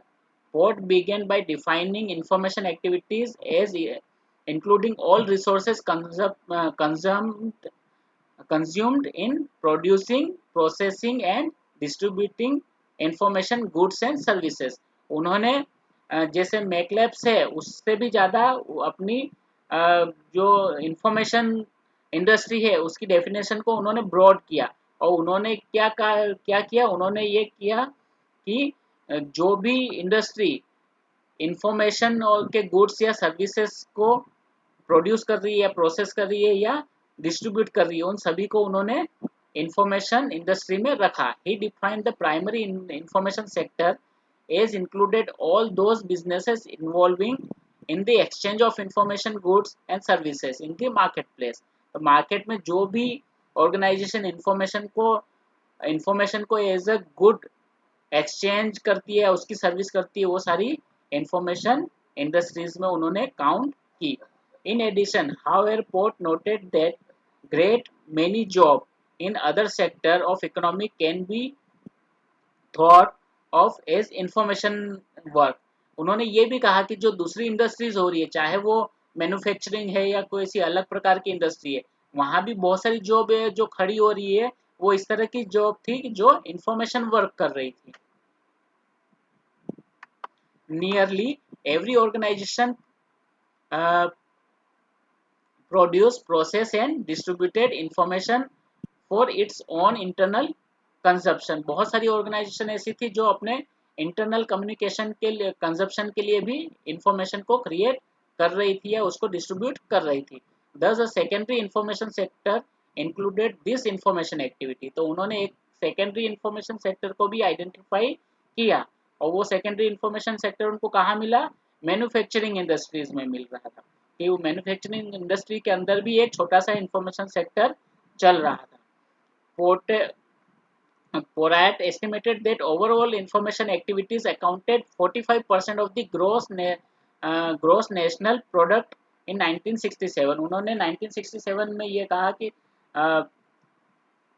Total जो national product है उसका 45% केवल information sector से आ रहा है and that half of the labour forces was employed in information related work. जितना भी लेबर फोर्स है उसमें से आधा केवल इंफॉर्मेशन रिलेटेड वर्क में एम्प्लॉय हो रहा है. This study has been used to justify reference to United State as a information society. और इस स्टडी को यूएसए को इंफॉर्मेशन सोसाइटी जस्टिफाई करने के लिए बहुत बार यूज किया गया है. ठीक है, इसके बाद इसकी थोड़ी और थियरी लिखी है उसको हम छोड़ रहे हैं. ठीक है, इतना ही आपके लिए पोराट की स्टडी में. इतना ज़्यादा ये वाला जो पोर्शन है वही इतना इम्पोर्टेंट है. ठीक है, इतना आप समझ लेंगे तो ही बहुत है.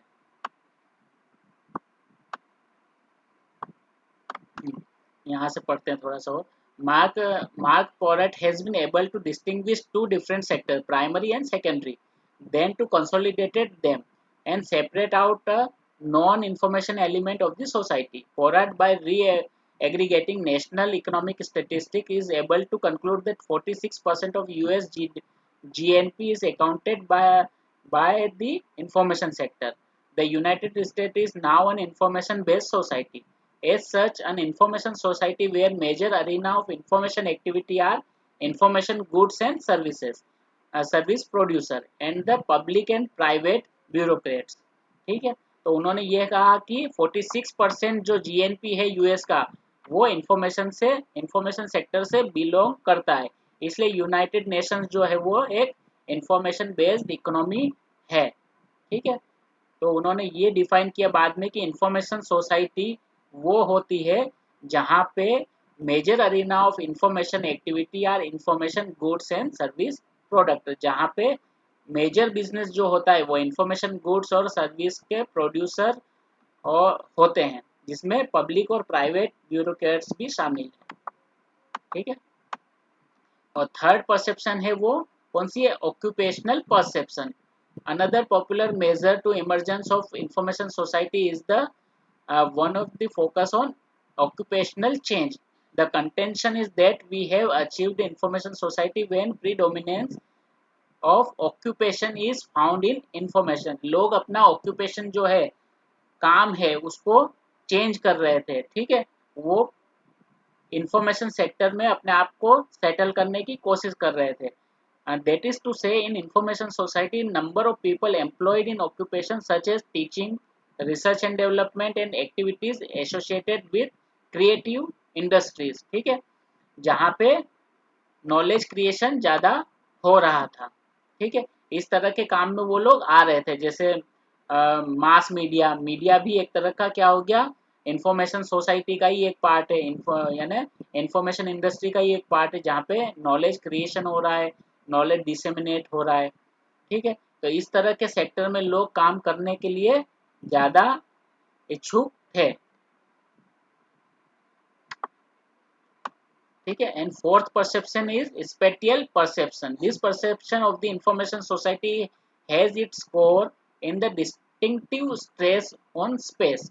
Here major emphasis on the information network that connect location as a result have great effect on the organization of time and space. This aspect has been considered as an index of information society in recent year. ठीक है, तो time and space का के बारे में यहाँ पे बात की गई है. This aspect has been considered as an index of information society in recent years. The centrality of information network linking together location within towns, within and between towns, regions, nations and continents. तो ये perception क्या कह रहा है कि जहाँ पे अलग अलग जो स्पेसेस है उसको कनेक्ट कर दिया गया है, जो ग्लोबल विलेज का जो कॉन्सेप्ट है उस विलेज के ऊपर ये परसेप्शन काम कर रही है, जहाँ पे दो शहरों को आईटी की मदद से जोड़ दिया गया है, दो क्षेत्रों को जोड़ दिया गया है, या दो राज्य देशों को जोड़ दिया गया है, या दो कॉन्टिनेंट को जोड़ दिया गया है। और इन लास्ट इस जुड़ाव से सारी जो दुनिया है वो भी एक स्पेटियल पर्सपेक्टिव में आ जाती है, यानी ग्लोबल विलेज यहाँ पे बन गया है। In many writing, the technological based on the information network is emphasized because this network provide the infrastructure that enable information to be processed and distributed। ठीक है, तो ये नेटवर्क का यूज क्या है, इस नेटवर्क के थ्रू इंफॉर्मेशन को प्रोसेस किया गया है और डिस्ट्रीब्यूट भी किया जा सकता है। This developments may lead to an emerging network society. ठीक है, तो ये जो परसेप्शन है, ये डेवलपमेंट्स है स्पेटियल कनेक्शन के, तो उससे क्या होगा, उससे एक नेटवर्क सोसाइटी का जन्म होगा। The silent feature idea here of the information circulating along electronic highways. ठीक है, इलेक्ट्रॉनिक वे में इंफॉर्मेशन को सर्कुलेट किया जाता है इसमें, but no one has able to quantify how much and at what rate information must flow along these routes to constitute an information society। लेकिन उसमें ये कोई भी ये जानने में असमर्थ है कि कितनी इंफॉर्मेशन को सर्कुलेट किया जाना चाहिए, या फिर किस रेट पे इंफॉर्मेशन को सर्कुलेट किया जाना चाहिए इन नेटवर्क के थ्रू इंफॉर्मेशन सोसाइटी को बनाने के लिए। ठीक है, तो ये चार इसके अंदर परसेप्शन, एक और परसेप्शन यहाँ पे दी हुई है। ठीक है, फिफ्थ भी है, A B C D E, fifth it is cultural perception development such as invention of radio television computer coupled with the recent advancement in telecommunication network and media technologies are having great impact on the lifestyle of people as a whole। It is stated that presently we are living in media laden society and the information feature of our world are thoroughly uh, penetrative now than in earlier times। In fact, information environment is great deal more intimate and more constitutive of us। For example, the informational dimension of clothes we wear, the styling of hair, the face, the very way in which we work, makes one aware that social intercourse nowadays involves greater degree of informational content than before। ठीक है, तो यानी लोगों के culture को भी जो network है या आईटी है उसने पूरा चेंज कर दिया। इंफॉर्मेशन सोसाइटी क्या कर रही है, लोगों के कल्चर को भी चेंज कर रही है। कैसे चेंज कर रही है, हम अलग अलग लोगों के कांटेक्ट में आ रहे हैं, रेडियो के थ्रू, टेलीविजन के थ्रू, कंप्यूटर के थ्रू, सोशल मीडिया भी अब इसमें जुड़ गया है, सोशल मीडिया के थ्रू। तो ये क्या कर रहे हैं, ये एक कल्चर का इम्पैक्ट दूसरे कल्चर पे डाल रहे हैं। ठीक है, तो वेस्टर्नाइजेशन, जैसे हम कहते हैं कि वेस्टर्नाइजेशन इंडिया में हो रहा है, तो वेस्टर्न कल्चर का इम्पैक्ट इंडिया में हो रहा है। तो ये बढ़ कैसे रहा है, ये बढ़ रहा है सोशल मीडिया के थ्रू। एक शहर का इम्पैक्ट दूसरे गाँवों तक पहुँच रहा है। ठीक है, एक राज्य का इम्पैक्ट दूसरे राज्य में पहुंच रहा है। तो ये सारा क्या कर रहा है, ये हर व्यक्ति के हर जो डायमेंशन है उसको चेंज कर रहा है। वो उनकी क्लोथिंग को चेंज कर रहा है, खान पान को चेंज कर रहा है। ठीक है, उनकी स्टाइलिंग को चेंज कर रहा है। ठीक है, तो यहाँ पे उनका इम्पैक्ट हो रहा है।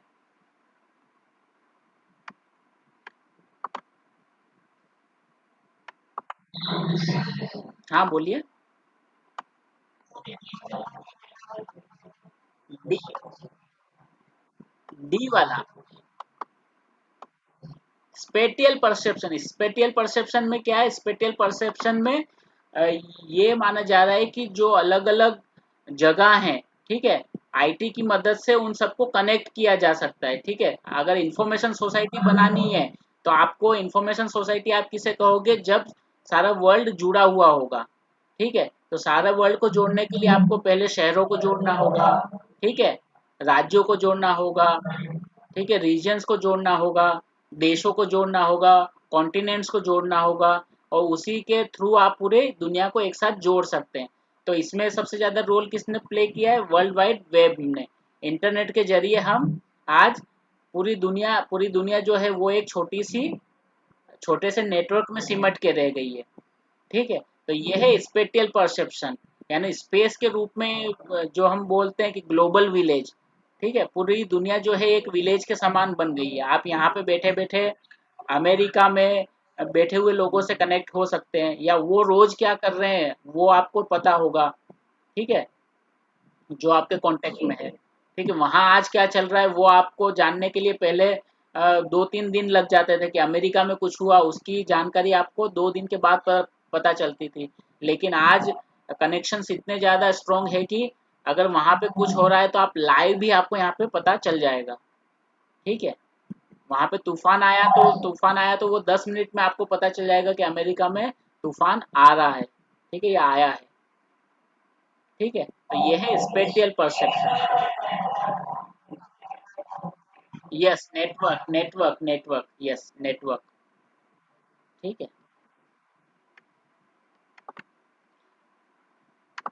ठीक है, तो कल्चर भी इसमें काम करता है। ठीक है, तो 5 तरह की परसेप्शन है जो इंफॉर्मेशन सोसाइटी के होने को डिसाइड करती है। ठीक है,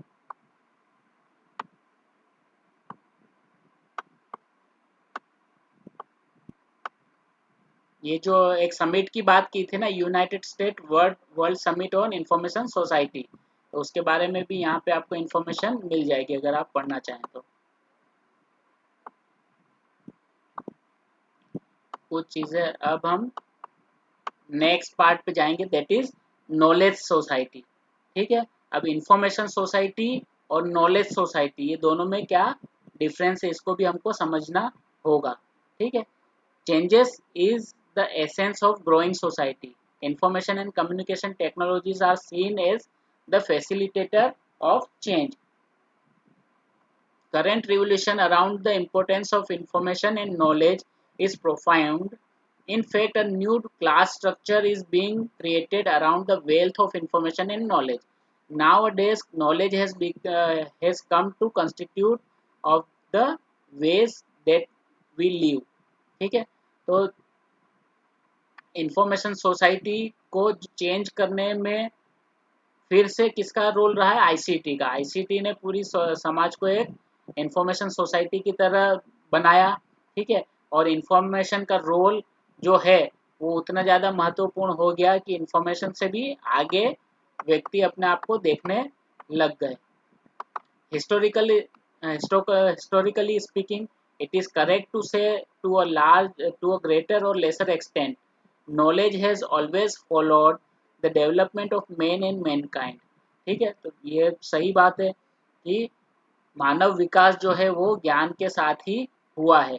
नहीं तो एक gatherer and Hunter and gatherer से आज हम एक सभ्य समाज के हिस्से बन गए हैं। ठीक है, जहाँ पे एरोप्लेन्स भी है, ट्रेन्स भी है। ठीक है, इतने सारे एडवांसमेंट हमने देखे हैं, और वो कैसे हुआ उसके पीछे क्या है? उसके पीछे नॉलेज है। ठीक है, it has been such as a kind of measurement to success and achievement of society and mankind. Nevertheless, no society until the present one has ever been called or referred to knowledge society. इतना सब होने के बाद भी present society से पहले किसी भी सोसाइटी को नॉलेज सोसाइटी नहीं कहा गया।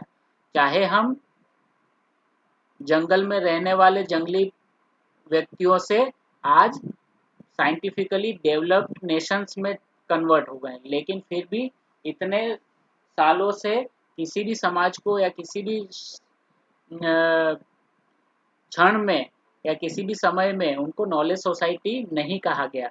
This term developed rapidly relatively shorter after the term information society was introduced in last decade of 20th century।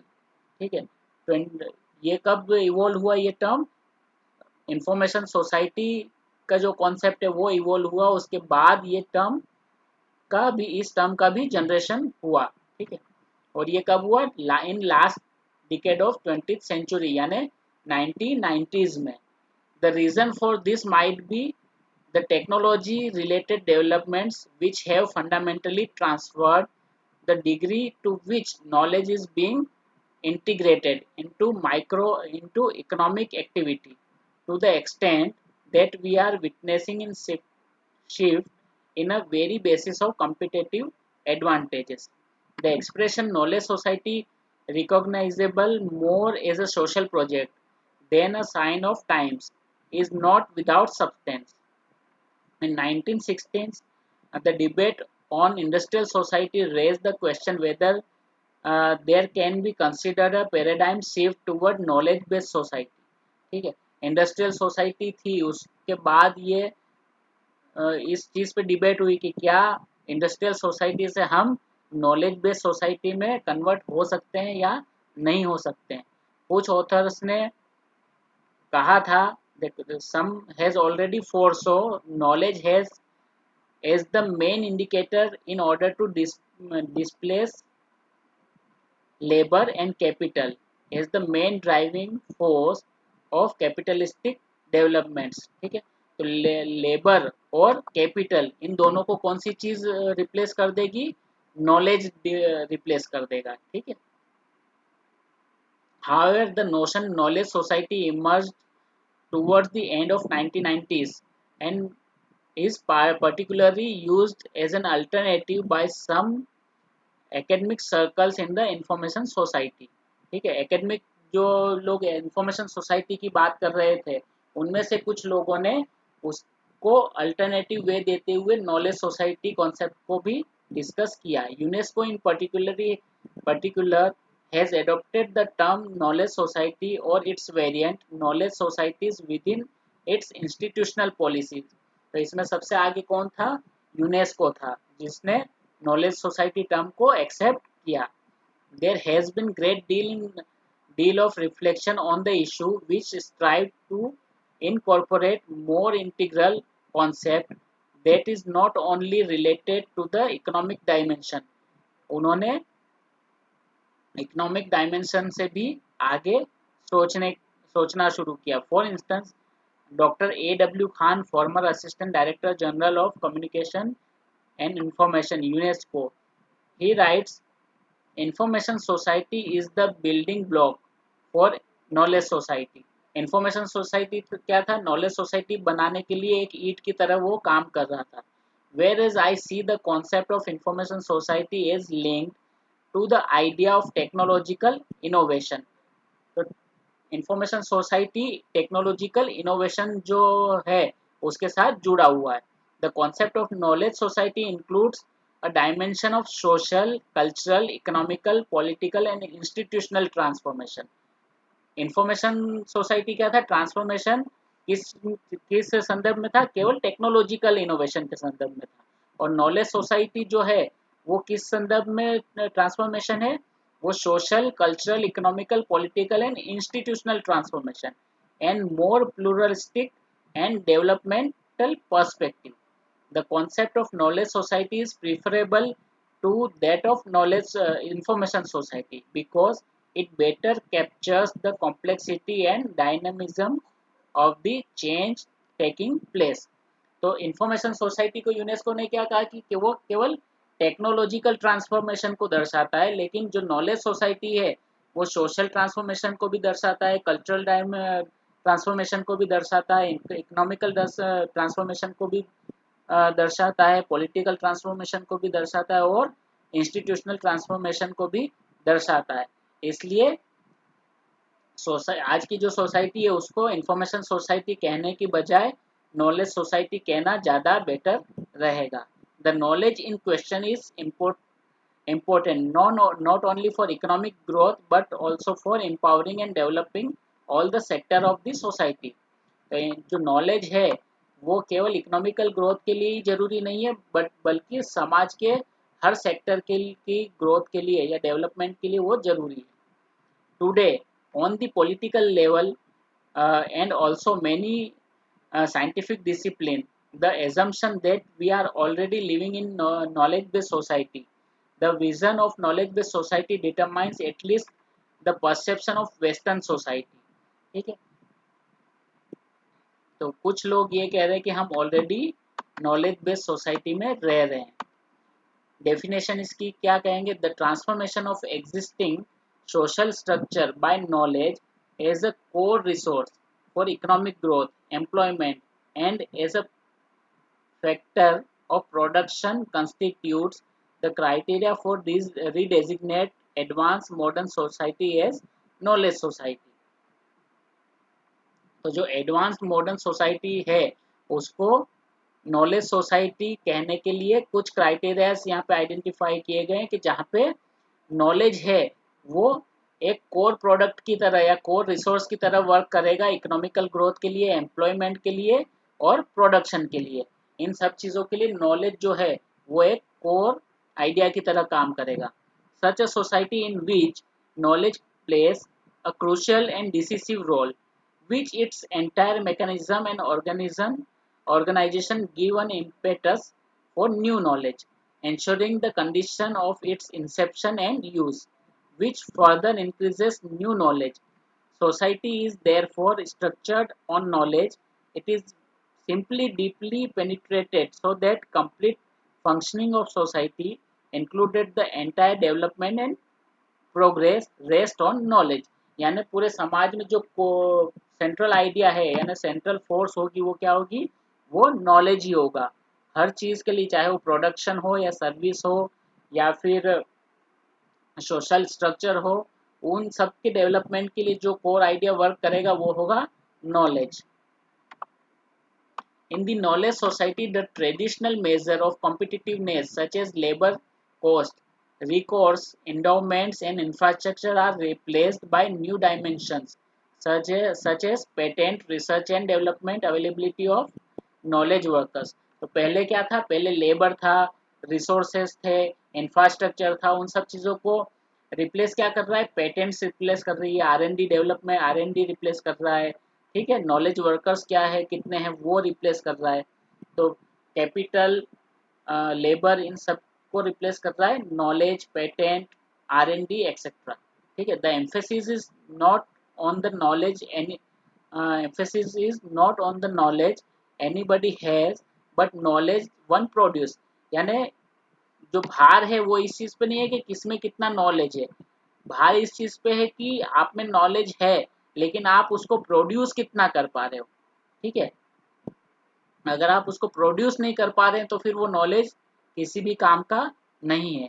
Knowledge resides exclusively in people. ठीक है, नॉलेज कहाँ होता है? लोगों में होता है. Therefore it is clear that the greatest wealth of any nation, any society is it's people. ठीक है, नॉलेज लोगों में रहता है और किसी भी देश की जो वेल्थ है, किसी भी सोसाइटी की जो वेल्थ है वो क्या कौन होगा? वो इसके लोग होंगे, वो पीपल होंगे. This is vastly under used resource. ठीक है, और ये रिसोर्स जो है वो बहुत ज़्यादा अंडर यूज्ड रिसोर्स है.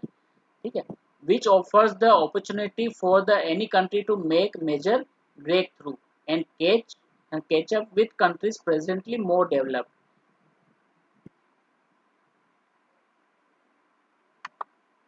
ठीक है, अगर इसको लोग यूज करेंगे यानी अपने मेन पावर को यूज करेंगे तो वो क्या करेंगे? इसको यूज करके एक बहुत बड़ा ब्रेक थ्रू भी कर सकते हैं और जो कंट्री मोर डेवलप्ड है उसको भी वो सरपास कर सकते हैं.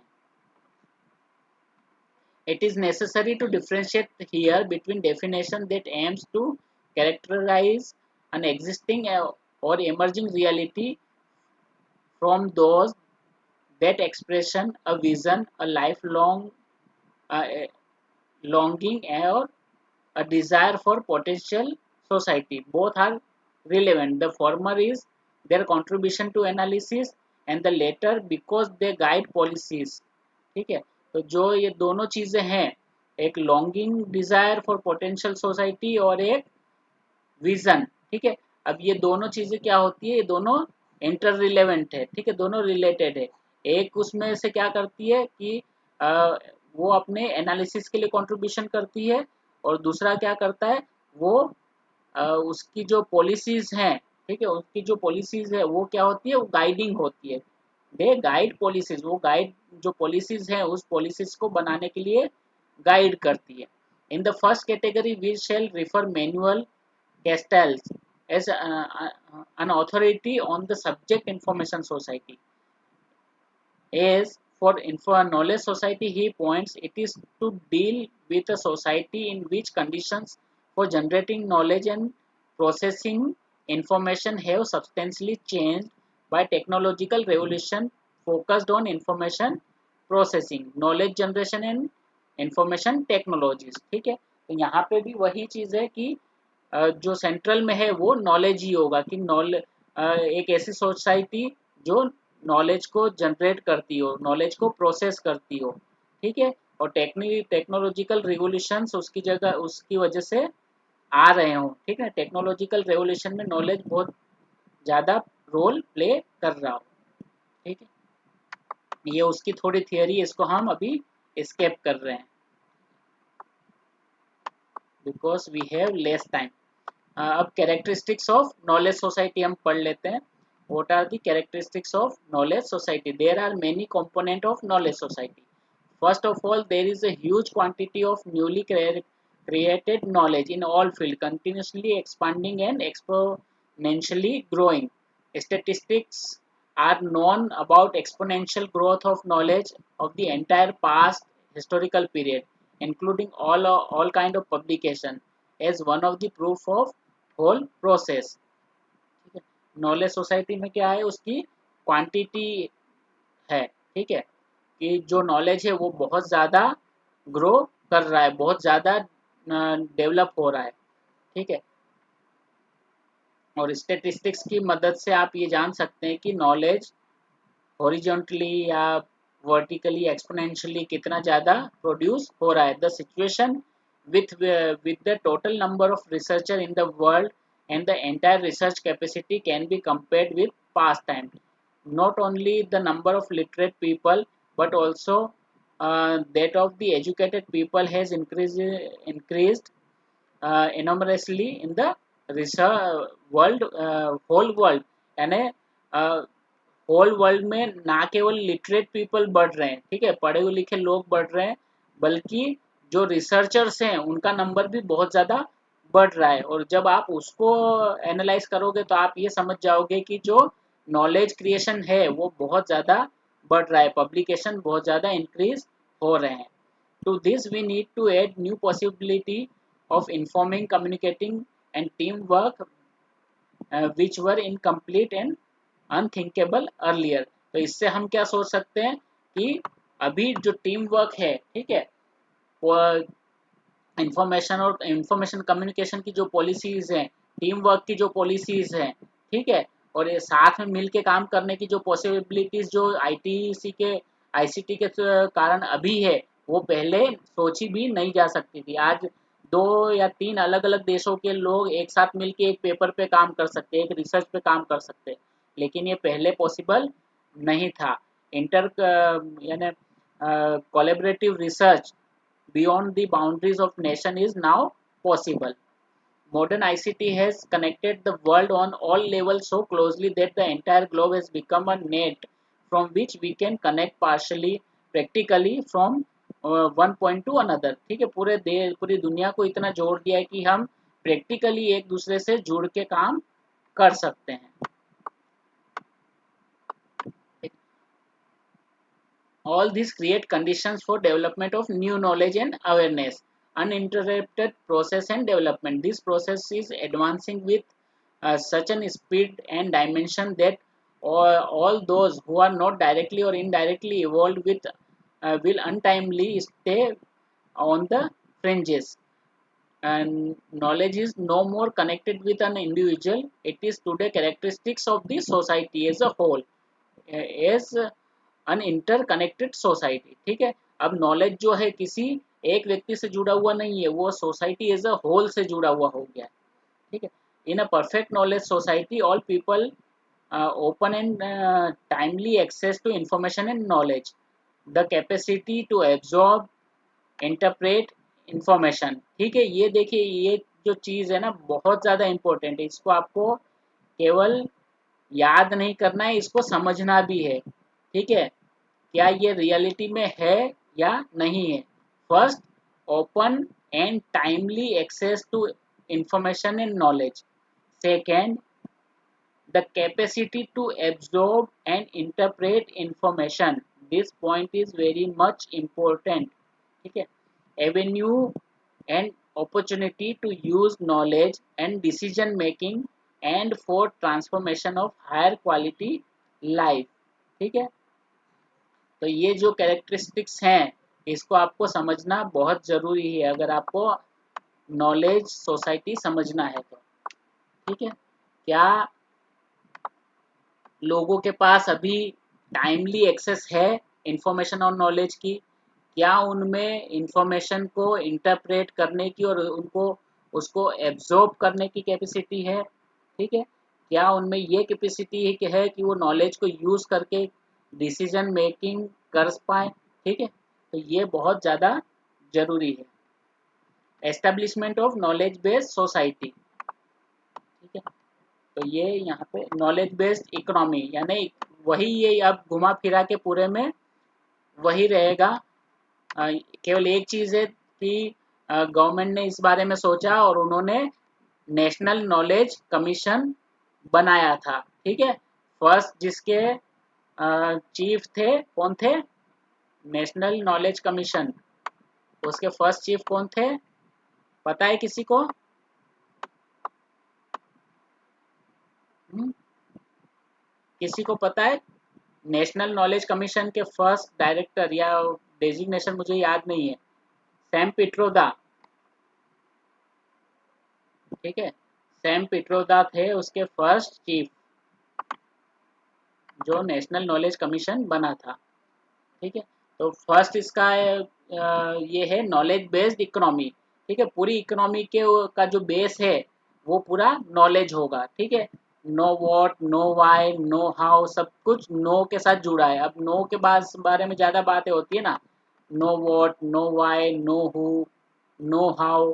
ठीक है, तो knowledge, no is knowledge, knowledge about what to do, how to do, when to do, who to do। ठीक है, तो ये सब इकोनॉमी के बेस में होगा। ठीक है, टर्म नॉलेज बेस्ड इकोनॉमी किसने कॉइन किया था? Organisation for economical corporation and development, OECD। ठीक है, अगर कोई अभी उसकी प्रिपरेशन कर रहे हैं केवी की, तो हो सकता है कि ये क्वेश्चन भी आ जाए कि नॉलेज बेस्ड इकोनॉमी टर्म कौन सी ऑर्गेनाइजेशन ने कॉइन किया था। ठीक है,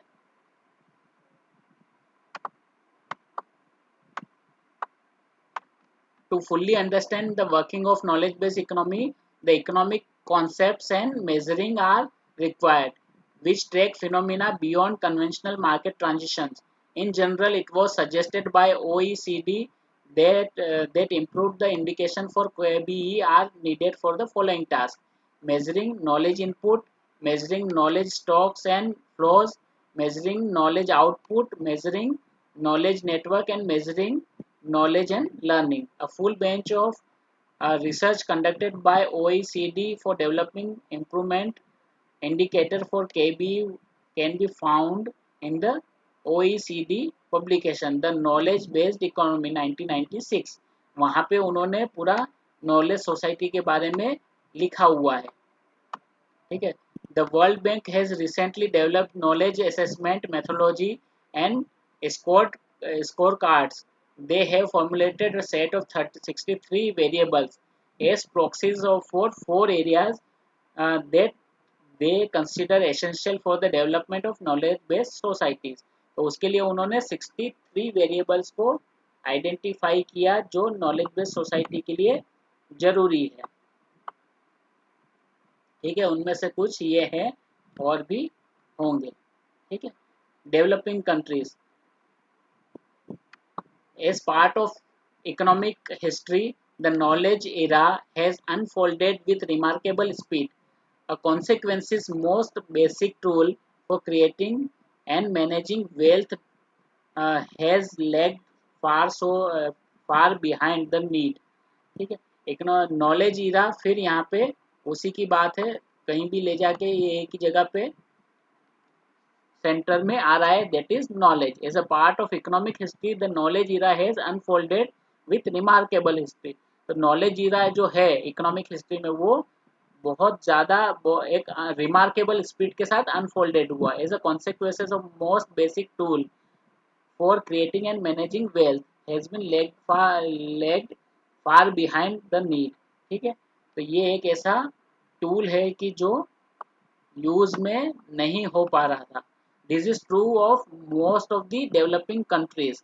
knowledge has become the corner stone of wealth creation in the knowledge society. Knowledge society के अंदर वेल्थ क्रिएशन के लिए जो नॉलेज है वो एक कॉर्नर स्टोन बन गया है। Intellectual capital comprise three primary types of capital. ठीक है, इंटेलेक्चुअल कैपिटल में तीन कैपिटल है जो बहुत ज़्यादा इंपॉर्टेंट है। First is human capital, second is structural capital और third is customer capital. Of this human capital is the most important, क्योंकि नॉलेज की बात हो रही है तो जब नॉलेज की बात आएगी तो ह्यूमन ही सेंटर में रहेगा। तो इन तीन कैपिटल में भी ह्यूमन कैपिटल जो है वो सबसे ज़्यादा इम्पोर्टेंट है। ठीक है, developing countries need to recognize the value its human resource capital and capitalize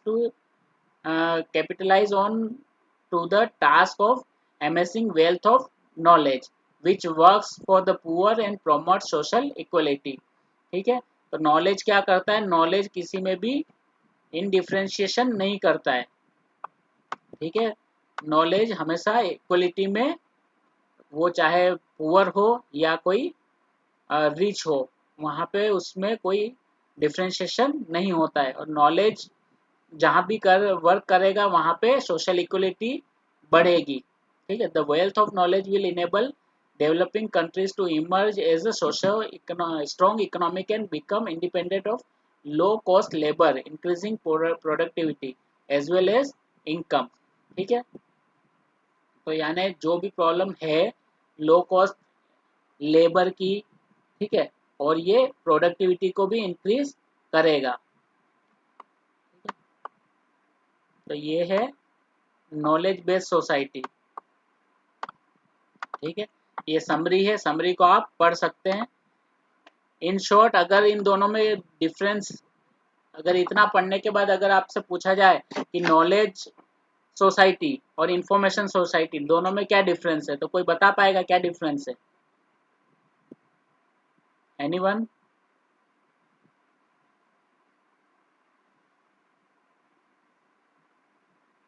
सब सो गए? हम्म? बहुत ज़्यादा थियरी थी, मेरे पास पीपीटी नहीं थी, तो बुक में से पढ़ना पड़ेगा, और बुक में से पढ़ेंगे तो यही हाल होगा। ठीक है, लेकिन हाँ, बोलिए बोलिए सतपाल।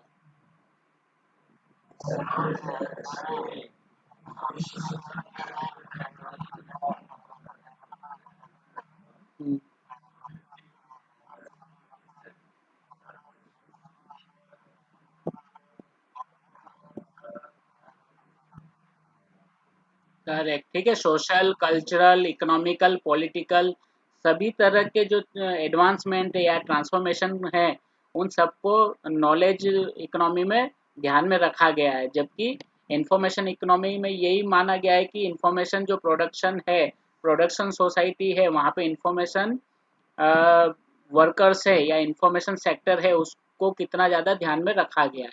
ठीक है, टेक्नोलॉजिकल ट्रांसफॉर्मेशन में ही ज़्यादा ध्यान दिया गया है। लेकिन नॉलेज जो सोसाइटी है वहाँ पे और दूसरे जो सेक्टर्स है उनका भी ज़्यादा ध्यान रखा गया है।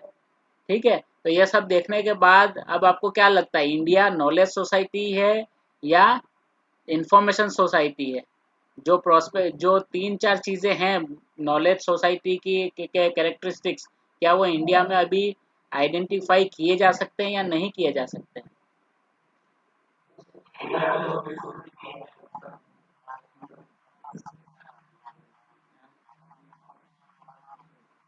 यस करेक्ट, ठीक है, अभी इंडिया नॉलेज सोसाइटी नहीं है।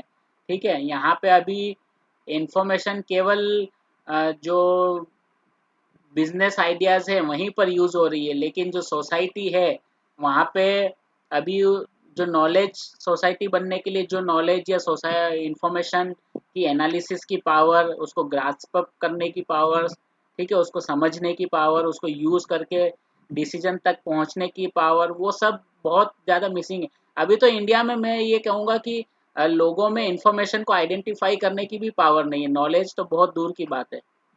ठीक है ना?